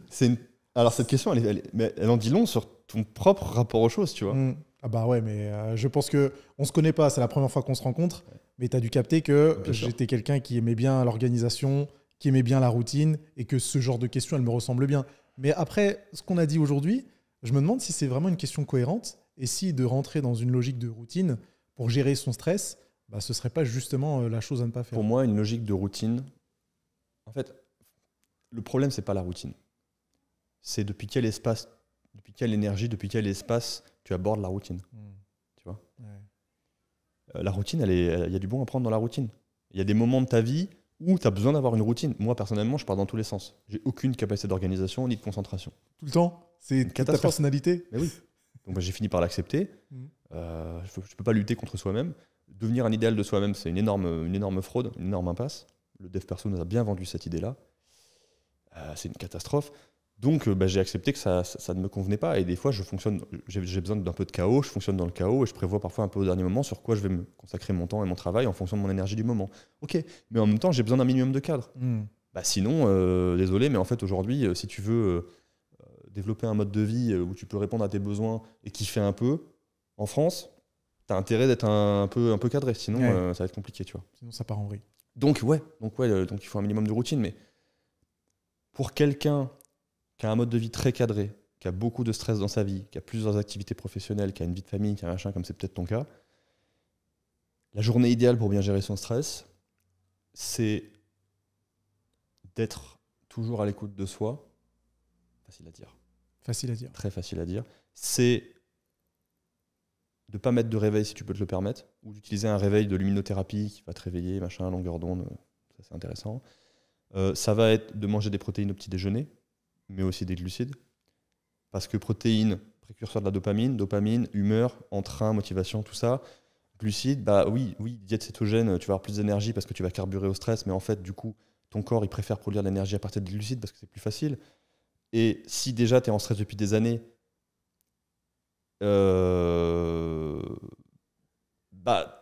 pour éviter d'aggraver ton cas, il vaut mieux avoir une source d'énergie facile à assimiler, machin.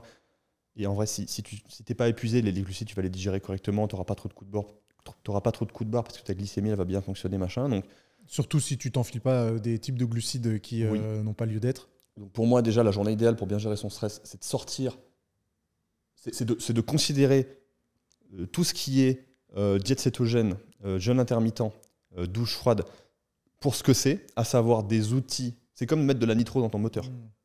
Parce que la douche froide, c'est un énorme stress. Ça te fait monter le système nerveux sympathique, ça te met en éveil, et ça te met dans un état où tu es prêt à attaquer.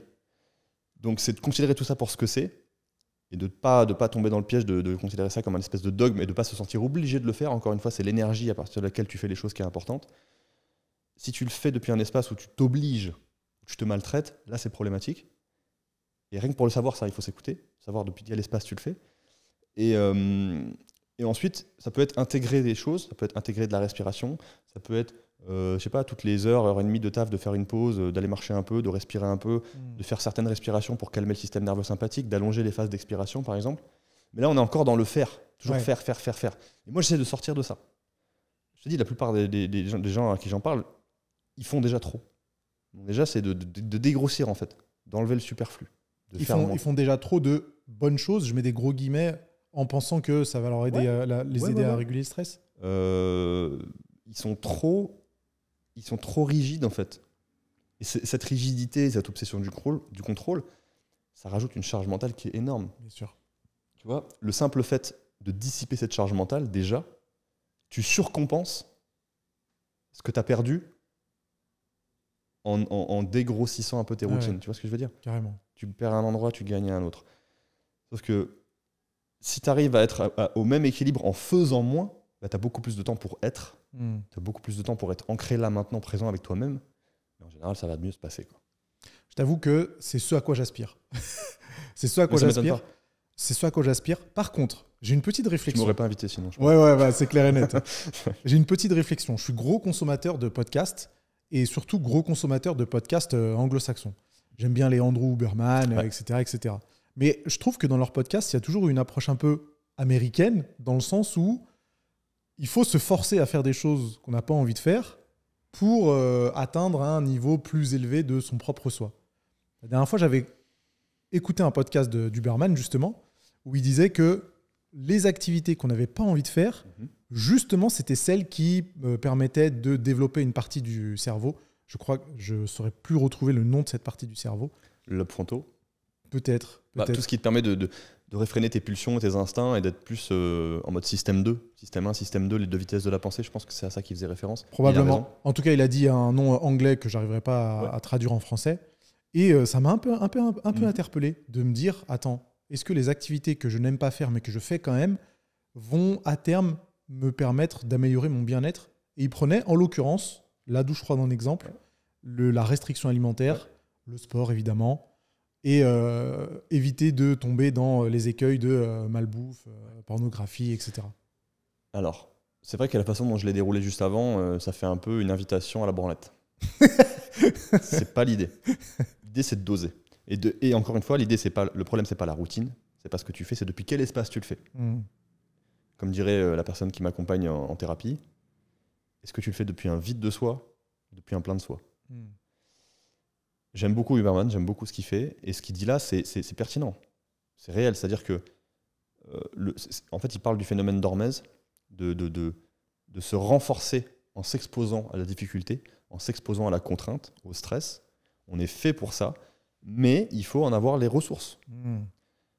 Quelqu'un qui est épuisé, qui est en état de pré-burnout, la douche froide, il ne va pas en tirer profit. Ouais. Ça va lui faire plus de mal qu'autre chose. Bien sûr. Quelqu'un qui est en bonne santé, qui gagne déjà bien sa vie, qui s'est mis à l'abri, qui a comblé ses besoins de base, et qui a déjà des niveaux de testo, qui a des bons niveaux de testo, machin, il va peut-être en tirer profit.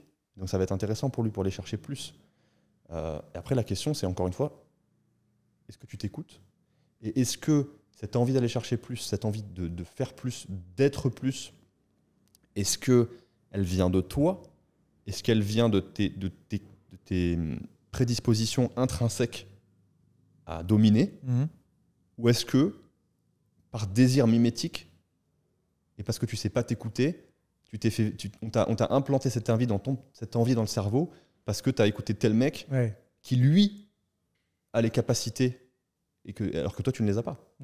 Et là, si tu es dans ce deuxième cas-là, là, tu vas t'autodétruire. Parce que tu vas vouloir devenir quelqu'un que tu n'es pas, et tu vas vouloir adopter un mode de vie qui implique des contraintes que tu ne pourras pas supporter. En fait, devenir un mâle alpha, c'est bien mignon, mais en fait, par définition, le mâle alpha, il n'y en a pas beaucoup. Tu vois.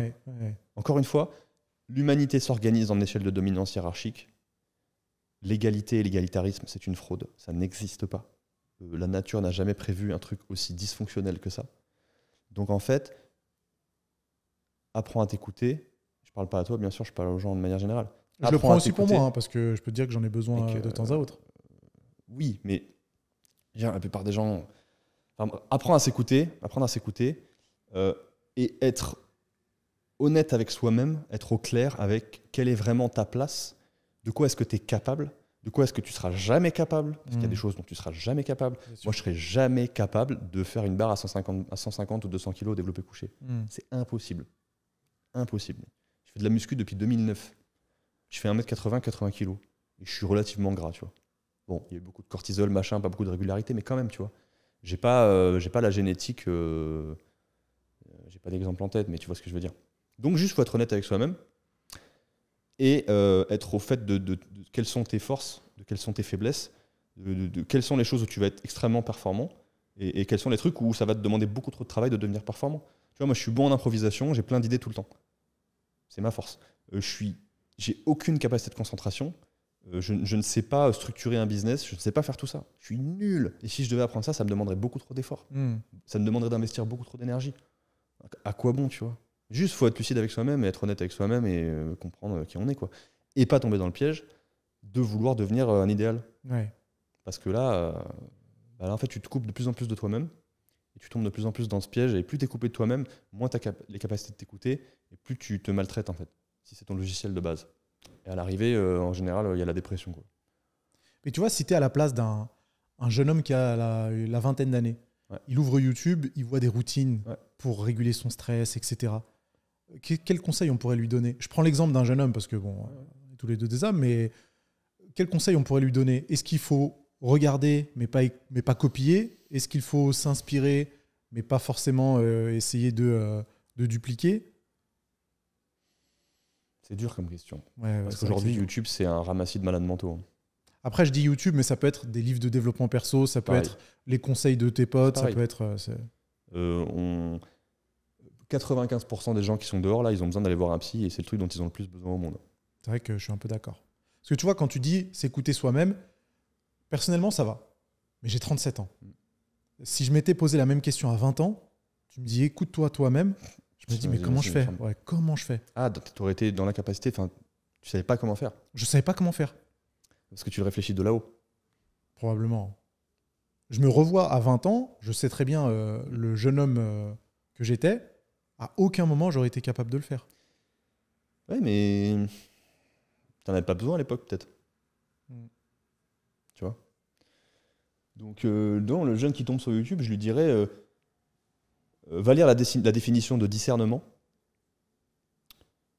et lis, avant d'écouter des trucs sur YouTube, tu lis Propaganda de Edouard Bernays et tu lis Influence et manipulation de Robert Cialdini et tu apprends à détecter toutes les tentatives de violer ton subconscient pour t'hypnotiser et te faire adopter des idées, des pensées et des envies qui ne sont pas les tiennes.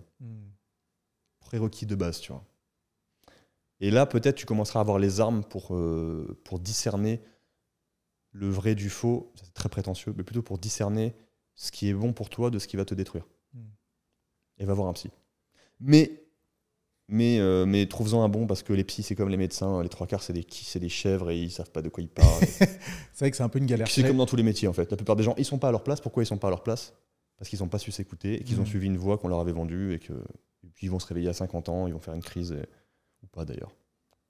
C'était le constat d'une psychologue aussi que j'avais reçu sur le podcast qui disait exactement la même chose. Que c'est bien d'aller voir un psy, mais encore faut-il trouver celui qui convient. Et des fois, aller voir un psy, en fait, c'est un travail c'est des claques dans la gueule. Hein. Tu y es déjà allé? Ouais, bien sûr. Ouais, bah oui, je pourrais pas prétendre aider les gens à faire ce travail si moi-même je l'ai pas fait. Tu vois. Bien sûr. Faut être un minimum cohérent. Alors moi, je l'ai fait, j'ai commencé à faire ça en 2020. Jusqu'en 2020, je voulais régler tous mes problèmes moi-même, je voulais tout contrôler, je voulais tout comprendre. Et j'étais plein d'ego et d'orgueil. Je suis toujours plein d'ego et d'orgueil aujourd'hui. Hein. Mais un peu moins qu'avant. Je l'étais encore plus avant. Avant, je l'étais tellement que je me disais, mais vas-y, les psys, c'est comme les médecins. Ils vont pas me suivre, ils vont pas comprendre mes problèmes, ça va être trop lent, je vais perdre mon temps, je suis trop impatient, ça me fait chier. Donc je vais être le patient et le cobaye en même temps, tu vois. Jusqu'à ce que je croise la route d'un mec. Ouais, j'ai compris que lui... Il savait de quoi il parlait. Ouais. Et c'était la meilleure chose que j'ai fait de ma vie. Avec passer le permis moto. Parce que c'est trop bien. J'aime bien. Et venir ici aujourd'hui. Ah, merci. Quel grand plaisir. Mais ouais. Et un dernier truc par rapport à ça. Aujourd'hui, vu qu'on est obsédé par le fait de paraître toujours fort, infaillible, d'être les meilleurs, d'être ultra productif, d'être des machines, et de ne pas s'écouter et de se traiter comme des machines, le fait d'aller voir un psy et donc par définition de dévoiler de la vulnérabilité, des faiblesses, c'est très mal vu.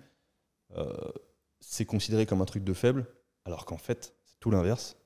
Ça demande déjà d'être lucide, d'être honnête avec soi-même, d'être courageux et d'aller voir en soi ce qu'on n'a pas envie de voir. En fait, il n'y a rien de plus difficile, il n'y a rien de plus couillu pour moi que de faire ça. Et je suis d'accord. Donc il faut changer de mindset à propos de ça. Parce que... Et puis j'ai envie de te dire, ceux qui ne changent pas d'avis là-dessus, qui ne veulent pas le comprendre, eh bien, la sélection naturelle se chargera d'eux. Tôt ou tard. Du moment qu'elle n'aura pas été inversée par un gouvernement socialo-communiste. Voilà. Il fallait placer la petite phrase. Ah ouais, non mais c'est réel. La sélection naturelle, non seulement a été annulée, mais elle a été inversée. Et de Comment inversée? Tu peux... Quand tu prends de l'argent aux gens qui ont les capacités de produire de la valeur, dans ce sens-là, ouais, pour le donner à des gens qui n'ont pas eu les capacités de produire de la valeur et qui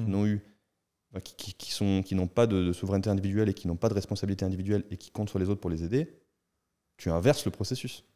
Et donc tu détruis une civilisation de l'intérieur. À ton profit, toi, élite dominante. Bref, c'est une catastrophe. Mais le réel gagne toujours à la fin.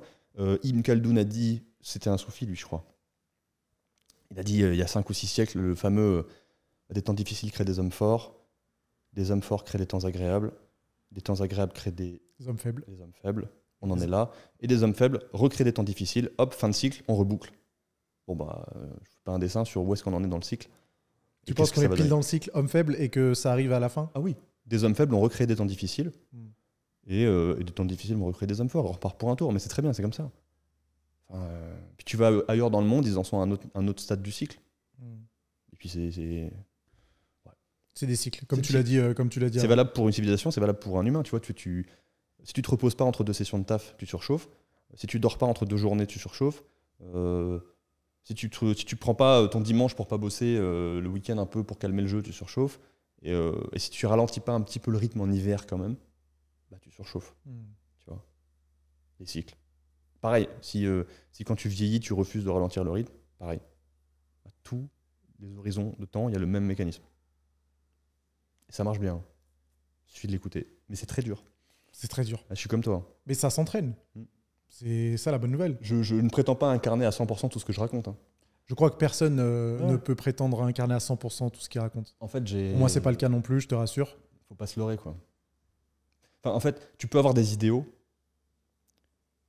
mais moi, ça fait longtemps que j'ai lâché une partie de la mise en application de mes idéaux. J'ai pas lâché mes idéaux pour autant, mais après, il y a le réel, il y a ce qu'on veut, puis il y a la réalité, quoi. Bien sûr. Voilà. J'en ai perdu le fil. Merci, mec, je sais pas. J'en ai perdu le fil parce qu'on a parlé de plein de choses intéressantes. Si, je voulais parler de l'environnement. Ah. Mais pas de l'environnement en mode de l'environnement, la nature, etc. J'aime bien ça. J'aime bien ça. Plutôt de l'environnement famille, amis, ouais. relations en fait. Vrai sujet. Et à quel point elles peuvent avoir une influence sur le stress, dans un sens comme dans l'autre. Doit-on faire attention à son environnement et aux personnes qu'on fréquente? Ouais. Je raconte souvent aux gens que le premier travail, c'est de faire la distinction entre les sources de stress sur lesquelles tu peux agir et celles sur lesquelles tu n'as pas de pouvoir d'action. Bon, en général, on a un pouvoir d'action sur beaucoup plus de choses que ce qu'on pense à la base. Donc l'environnement, c'est quoi? C'est ton cercle familial, la famille que tu n'as pas choisie, tes parents, et la famille que tu choisis, ta femme ou ton mari et tes enfants ou tes futurs enfants. C'est le travail dans lequel tu évolues, soit tu es à ton compte, soit tu es dans une entreprise. C'est la ville dans laquelle tu vis, avec son climat social, son climat fiscal, son climat, toutes ces contraintes. C'est tout ça. Et donc tout ça, c'est des sources de stress potentiel. Ça peut l'être. Ça peut être aussi des sources de gratification potentielle. Bon, l'idée, évidemment, on va reprendre l'exemple du jeune homme qui est à l'écoute de son instinct de survie et qui a de l'énergie à revendre. Bon, il est normal pour lui d'avoir envie de s'éloigner d'un environnement toxique. À moins qu'il aime se faire mal parce qu'il n'a pas appris à s'écouter et qu'il a appris juste à se maltraiter. C'est une autre histoire. Mais donc, l'environnement, ça joue énormément. En fait, moi je pense en termes de systémique. Ton corps, c'est un système. Dans ton corps, il y a des sous-systèmes. Système nerveux, système endocrinien, système lymphatique, bref. C'est des sous-systèmes qui composent un système plus grand. Et toi, en tant que système, tu es une composante d'un système plus grand. Donc, ce système plus grand, c'est soit ta famille, soit ton entreprise, soit ta civilisation, soit ta ville, soit machin. Donc tout ce qui se passe dans le système qui t'englobe toi va t'impacter, évidemment. Bien sûr. Donc après, c'est sur quoi est-ce que tu as le pouvoir. Quand on a des relations familiales toxiques, on peut rester dans l'hypnose et se raconter que oui, mais c'est normal d'avoir une boule au ventre quand je rentre à Noël chez mes parents. En fait, peut-être que c'est pas normal, tu vois. Après, c'est encore une fois, l'égalité, ça n'existe pas. Il y a des gens qui ont la chance d'avoir vécu dans une famille où ils ont été comblés à tous les niveaux, matériellement, émotionnellement, en termes d'amour, d'affection, etc. Il y en a d'autres qui n'ont pas cette chance. Tu pars avec les outils, avec les armes que tu as, quoi. Mais oui, évidemment que ça va énormément peser dans la balance. Et que, par exemple, le fait de changer d'environnement, le fait de changer d'entreprise ou de ville ou de pays, tu le sens tout de suite. Tu vois, quand tu vis à Paris ou à Lyon et que tu pars un mois à Bali, tu sens que tu es moins stressé. Parce que l'environnement est source de beaucoup moins de stress. Il y a même des mecs qui vont te dire « Putain, là-bas, j'arrive pas à bosser. » Pourquoi ils n'arrivent pas à bosser? Peut-être qu'ils sont pas assez stressés là-bas. Pour réussir à bosser, ça veut dire réussir à performer. Donc, tu as besoin d'un minimum de stress. Tu vois, quand tu passes de Bali à Dubaï, tu arrives à Dubaï, tu marches dans la rue, tu sens bien que tu es le mec le moins riche. Tu sens bien que tu es en bas de l'échelle. Moi, si tu as un minimum d'instinct de compétition, de masculinité, d'énergie masculine, pour ne froisser personne, j'ai rien à foutre de froisser des gens, mais ils comprendront. Ça, j'avais compris. Et dans ce contexte-là, c'est différent. Tu as envie de bosser, c'est galvanisant, tu vois. Et je ressens la même chose d'ailleurs ici. Hein. Là, quand je regarde à travers la fenêtre, je me dis putain, ici, ça donne envie de bosser, tu vois. Ouais. Ça, c'est l'influence du contexte. Donc après, il faut doser. Et encore une fois, être à l'écoute pour savoir si le contexte dans lequel tu vis, le contexte de vie que tu as choisi, t'amène la juste dose de stress pour fonctionner au niveau de stress que tu as envie de vivre dans ta vie, ou est-ce que c'est trop tu vois. Le problème, encore une fois, c'est qu'il y a des gens qui ne savent pas s'écouter, qui aiment se faire du mal, no pain, no gain, et qui appliquent cette logique no pain, no gain non seulement au sport, mais à tous les aspects de leur vie. Et du coup, ils vont se mettre inconsciemment dans des situations trop stressantes et ils vont se créer des problèmes, tu vois. Juste pour la satisfaction de se dire... Parce qu'ils sont accros au stress, si je devais résumer à une chose. Et parce qu'ils aiment se faire mal. Ils aiment ce sentiment de se sentir au bord du gouffre en permanence, d'être toujours presque dans le rouge financièrement, tu vois. Ça les fait se sentir vivants. Moi, j'étais comme ça. Ah ouais? Ouais, j'étais comme ça. J'avais besoin de stress pour me sentir. Quand il n'y avait plus de stress, j'arrivais pas à me sentir. Tu vois, j'arrivais pas à être présent avec moi-même. Et donc, je faisais toujours tout mon possible pour me mettre dans une situation de merde. Que ce soit financièrement, que ce soit au niveau du sport, à tous les niveaux. Et c'était pas pour la satisfaction de subir autant de stress en se disant « Ok, j'ai les épaules pour, ça fait de moi quelqu'un de plus solide ». Ça peut jouer aussi. Le conditionnement de se dire je suis un bonhomme, je vais tout prendre sur mes épaules. Ça dépend des tempéraments de chacun. Ouais. Il y a des gens qui s'induisent en erreur avec ça. Chacun a son logiciel différent, tu vois. Il y a des gens qui vont se dire moi je suis fort, les autres c'est des faibles, et je vais toujours être dans le déni de la faiblesse. Il y en a d'autres qui vont dire moi je veux jamais souffrir, je veux toujours aller vers le plaisir, donc tout ce que je fais dans la vie c'est dans la recherche du plaisir. Et donc en fait en général des fois quand tu dois te confronter aux exigences de la vie d'adulte, et tu dois accepter de différer le plaisir, et ça va être compliqué de bâtir quelque chose, tu vois. Bien sûr.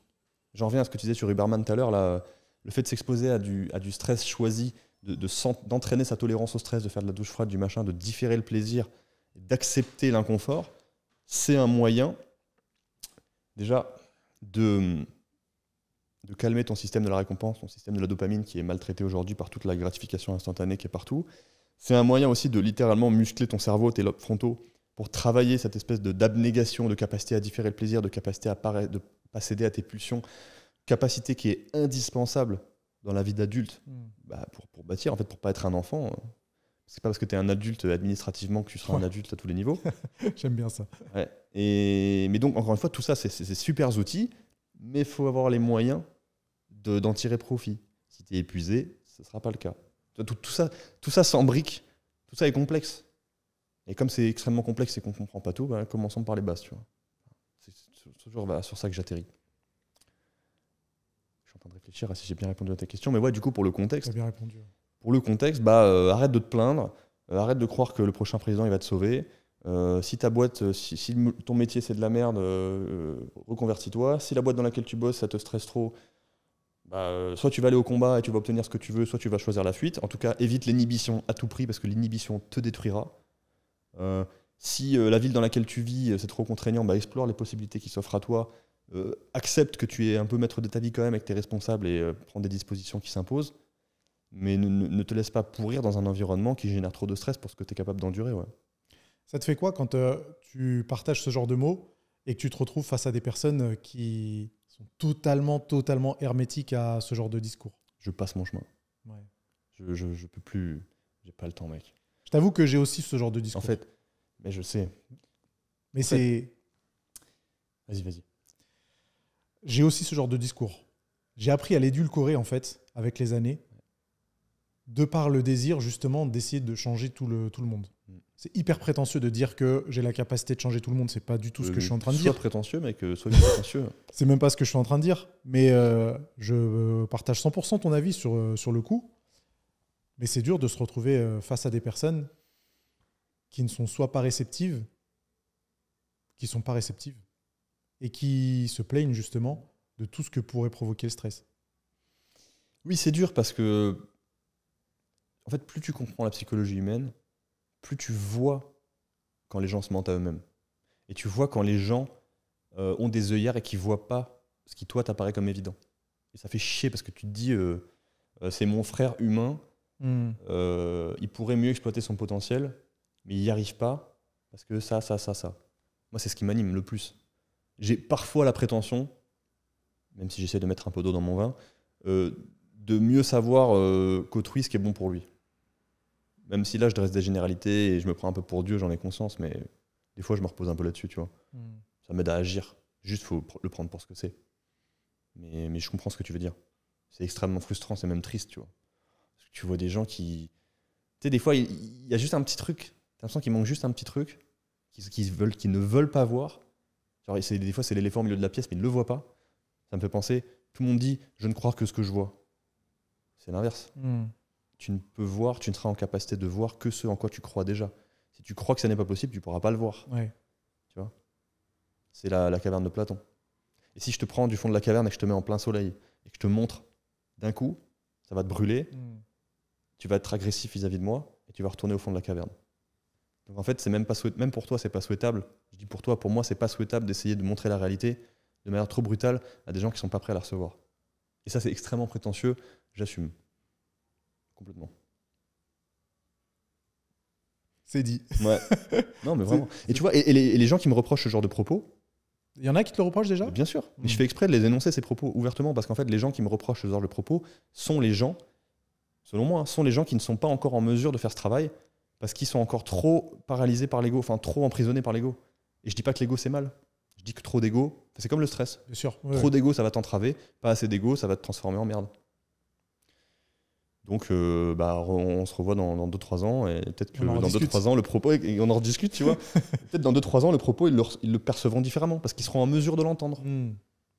Complètement. La vie leur apprendra. Ils seront dans un cycle où ils seront plus à même de pouvoir le digérer. Je pense. Et puis j'ai moi-même mes tâches aveugles. Comme tout le monde. Ouais. Même si j'ai du travail dessus. On a abordé plein de choses hyper intéressantes. Ouais. Très, très intéressantes. J'ai peut-être une dernière question qui est un peu plus générale, un peu plus, peut-être un petit peu plus simple à traiter. Est-ce qu'il y a une idée reçue sur le stress qu'on pourrait balayer aujourd'hui ? La pire des idées reçues sur le stress, c'est que les gens cherchent par défaut à le réduire. Alors qu'il y a plein de gens qui auraient besoin de plus de stress dans leur vie. Parce que quand tu n'as pas assez de stress dans ta vie, tu es pro-passif.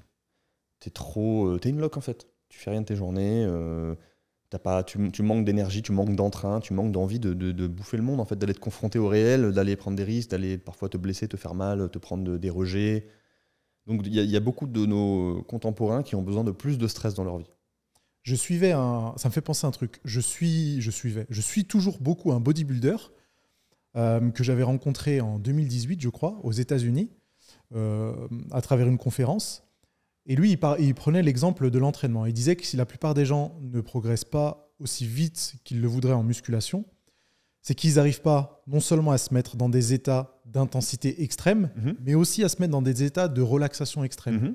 Et qu'ils étaient dans un espèce d'entre-deux qui ne leur permettait non seulement de ne pas provoquer un stress assez important pour déclencher les signaux d'hypertrophie, c'est très vrai. Et dans l'autre sens, de ne pas arriver à se relaxer assez pour assumer l'intensité de la prochaine séance.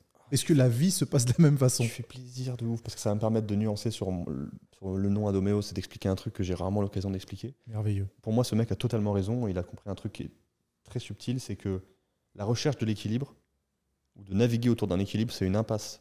Parce qu'en fait, l'équilibre, c'est la mort. Et les gens aujourd'hui ne savent plus surperformer parce qu'ils ne savent plus vraiment se reposer. J'ai mis une vidéo sur YouTube hier et j'ai mis ce titre-là. Merveilleux. On est connecté. Quasiment. C'est un live que j'avais tourné il y a longtemps. Et donc oui, il a raison parce que pour forcer le corps à construire du muscle, ce qui aujourd'hui n'est pas indispensable, forcer le corps à produire, à mobiliser de l'énergie pour construire des fibres musculaires dont il ne va même pas avoir besoin dans la vie de tous les jours parce qu'on n'a plus besoin d'aller chasser et de se défendre, mais c'est dire à ton corps, tu vas faire un truc totalement superflu et accessoire. Et donc, pour l'amener vers ça, il faut une contrainte très forte. Il faut l'emmener dans ses retranchements, tu vois. Et comme il l'a dit, le gars dont tu parles, pour réussir à l'amener dans ses retranchements, il faut avoir la ressource pour. Il faut avoir beaucoup d'énergie pour être capable d'aller chercher, d'aller produire de gros efforts à la salle, d'aller surperformer. Et le meilleur moyen d'être capable de délivrer toute cette énergie à ce moment, c'est de l'avoir économisé à d'autres moments. Et donc, c'est d'être bien nourri, d'avoir bien respiré, d'être bien oxygéné, d'avoir bien dormi, d'avoir bien pris soin de tous tes systèmes articulaires, musculo-squelettiques, nerveux, endocriniens, etc. Et il n'y a que dans cette configuration-là que tu vas être capable de fournir l'énergie. Si tu n'as pas cette énergie parce que tu es en permanence dans un espèce d'entre-deux autour de la moyenne, Et où l'énergie? Tu vas pas la créer par l'opération du Saint-Esprit. Ouais. Tu peux prendre un pré-workout avec 400 mg de caféine si tu veux, mais ça s'appelle ça s'appelle faire de la dette en fait. Ça s'appelle creuser ta dette. Ouais. Et alors, en général, quand tu creuses ta dette à l'arrivée, soit tu fais la guerre, soit tu montes les taux d'intérêt à 20% et c'est la galère. Mais bref. C'est un autre sujet. Et du coup, la passerelle que je trouve intéressante à faire, c'est quand je dis aux gens adoméos, ça veut dire ad, aller vers, homéostasie. Aller vers l'homéostasie. L'homéostasie, c'est la capacité d'un système à revenir à un état d'équilibre en l'absence de perturbations extérieures. Notre corps, qui est incroyablement intelligent, a cette capacité quand il n'y a pas trop de perturbations extérieures. Donc adoméos, ça veut dire vers l'équilibre. Mais les gens comprennent ça en mode « Ah, je vais trouver un équilibre ». Tout le monde te dit « Ah, bah, dans ma vie, c'est tout ou rien, machin, il faut que je trouve un équilibre ». Oui, mais en fait, si tu trouves l'équilibre et que tu restes à cet état d'équilibre, c'est la mort. C'est que tu es mort. Prenons l'exemple d'un gymnaste qui fait des barres parallèles, qui fait un handstand sur ces barres parallèles pour se maintenir en position de poirier. T'imagines l'effort qu'il fournit? Il y a des contractions musculaires dans tous les sens. Ouais, bien sûr. Alors que s'il laisse le flow, comme un pendule, il va naviguer d'un extrême à l'autre.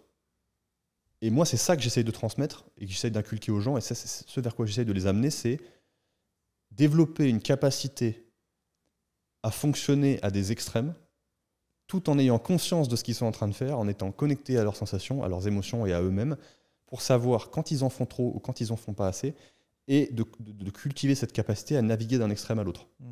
Donc pour en revenir à la question, l'une des idées reçues, c'est de vouloir faire baisser le stress, alors que c'est pas forcément une fin en soi. C'est ça. Il y a des moments où tu auras besoin de stress. J'avais écrit un post qui s'appelait « Tu as besoin du stress pour réussir tes projets ». Réussir ses projets entrepreneuriaux, dans la jungle dans laquelle on est, putain, c'est un sport de haut niveau, tu vois. J'en sais quelque chose. Pareil, je fais beaucoup de vidéos et de travaux pour les traders. Okay. Un trader, c'est quelqu'un qui s'assoit devant son ordinateur, qui va sur les marchés financiers, donc un jeu à somme nulle par définition, où il y a des gagnants, des perdants. En face de lui, il y a les plus gros cerveaux de la planète avec des moyens colossaux. Et le gars, il arrive là, et il pense qu'il va réussir, alors que c'est un sport de haut niveau extrêmement contraignant qui génère un stress monstrueux, parce que quand tu es investi sur les marchés, tu te mets en situation de stress, parce que tu te mets en situation de perte financière. Ouais. Perdre de l'argent au niveau reptilien, évopsy encore une fois, c'est risquer de mourir.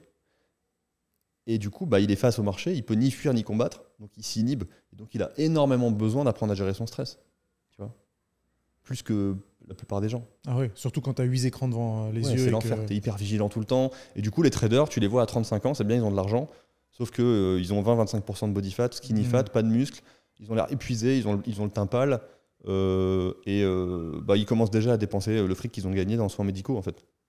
Ils ont gagné sur un tableau, ils ont perdu sur l'autre. Ils ont sacrifié leur capital santé au profit de leur capital financier.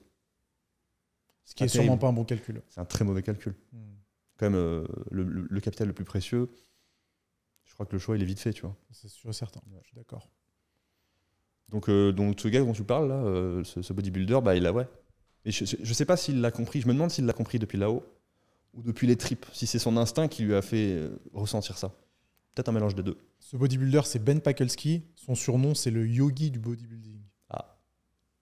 C'est un mec qui est connecté à lui-même, qui s'écoute. Donc c'est à travers lui que je me suis familiarisé avec système nerveux sympathique, système nerveux parasympathique, de la respiration, le sommeil, etc. Après, à l'époque, j'étais assez jeune, enfin j'étais trop jeune et j'avais vraiment cette optique développement personnel et essayer d'être le plus efficace possible. Mais ça m'a bien servi parce qu'aujourd'hui, j'en retiens ce dont j'ai besoin. Mais il faut traverser cette phase dans ta vie. Absolument. Ouais. Ce niveau de réalité doit être vécu, doit être incarné pour aller appréhender ce qu'il y a derrière. Complètement. Le relativisme et tout ça.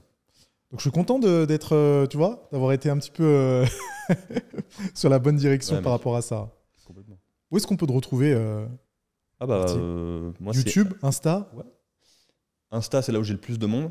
Et qu'est-ce que tu publies concrètement? Alors, je me fais pas chier. Moi, aujourd'hui, mon gros focus maintenant, ça va être YouTube.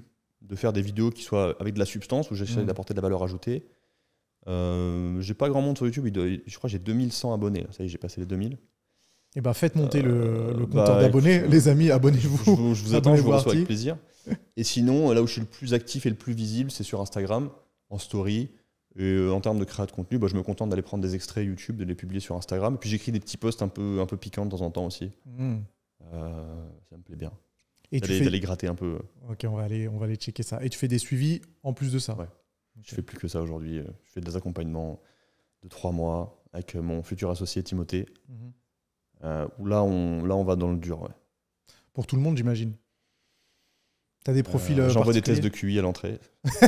Enfin, je rigole à moitié, mais... Mais tu retrouves, blague à part, tu retrouves beaucoup les mêmes profils? Beaucoup. En fait, c'est soit des gens qui n'ont pas assez de stress dans leur vie, qui sont trop... Enfin, des gens qui sont dans l'inhibition, dans un état de dépression latente un petit peu, qui n'ont jamais réussi à s'incarner pleinement, à vivre leur vie pleinement. Ou alors des gens qui travaillent trop, qui en font trop, qui ont un problème avec la faiblesse, qui sont dans le déni et qui se sont épuisés dans le process. Classique. Ou encore des gens... non, même eux, ça me fait chier de bosser avec eux. Les gens qui sont pas assez stressés, en général, j'ai du mal, tu vois. Les gens qui sont en mode ça me correspond pas. En fait, je fais tout pour attirer des gens qui me ressemblent. Parce que j'ai envie de kiffer les gens avec qui je bosse. Forcément, ouais. Ça me fait chier sinon. Surtout que c'est ta passion, c'est ta mission. Ouais. Ça serait dommage si en plus ça devient une corvée, la flemme, quoi. Laisse tomber. C'est pour ça que je m'autorise tout, que je mets aucune barrière comme ça. Ça fait le tri, ça filtre. Et les gens qui me contactent, ou qui restent abonnés, c'est ceux avec qui je m'entends bien, ceux avec qui on a un socle idéologique commun et j'ai envie de te dire un socle biologique commun aussi. Bien sûr. Voilà. Et c'est Adoméos partout. Je m'abonnerai de même à cette chaîne YouTube et on suivra ce que tu posteras dans les prochains mois. C'était vraiment un plaisir. Merci encore d'avoir accepté l'invitation. Merci à toi. C'était vraiment cool. J'espère que toutes les personnes qui ont écouté, qui ont visionné le podcast en tireront des enseignements sympas. Que ça les mettra sur des voies intéressantes. Si ça les gratte un petit peu et que c'est parfois difficile à entendre ou quoi, que ça remet en question des trucs, c'est que j'ai réussi ma mission, quoi. C'est l'objectif. Ça fait partie du jeu. On ne peut pas entendre que des choses qui nous plaisent. Non, quand on entend que des trucs agréables qui nous brossent dans le sens du poil, c'est qu'on se fait arnaquer quelque part, quoi. Je pense. Trop bien. On en restera là. Merci beaucoup et à bientôt. Merci à toi. Merci à tous. Merci beaucoup d'avoir visionné cet épisode complet avec Art Milan. J'espère que ça vous a plu. Si c'est le cas, je suis sûr que l'épisode qui s'affiche juste ici va aussi beaucoup vous intéresser. Donc continuez votre petite session visionnage juste là et n'hésitez pas à partager vos impressions dans les commentaires.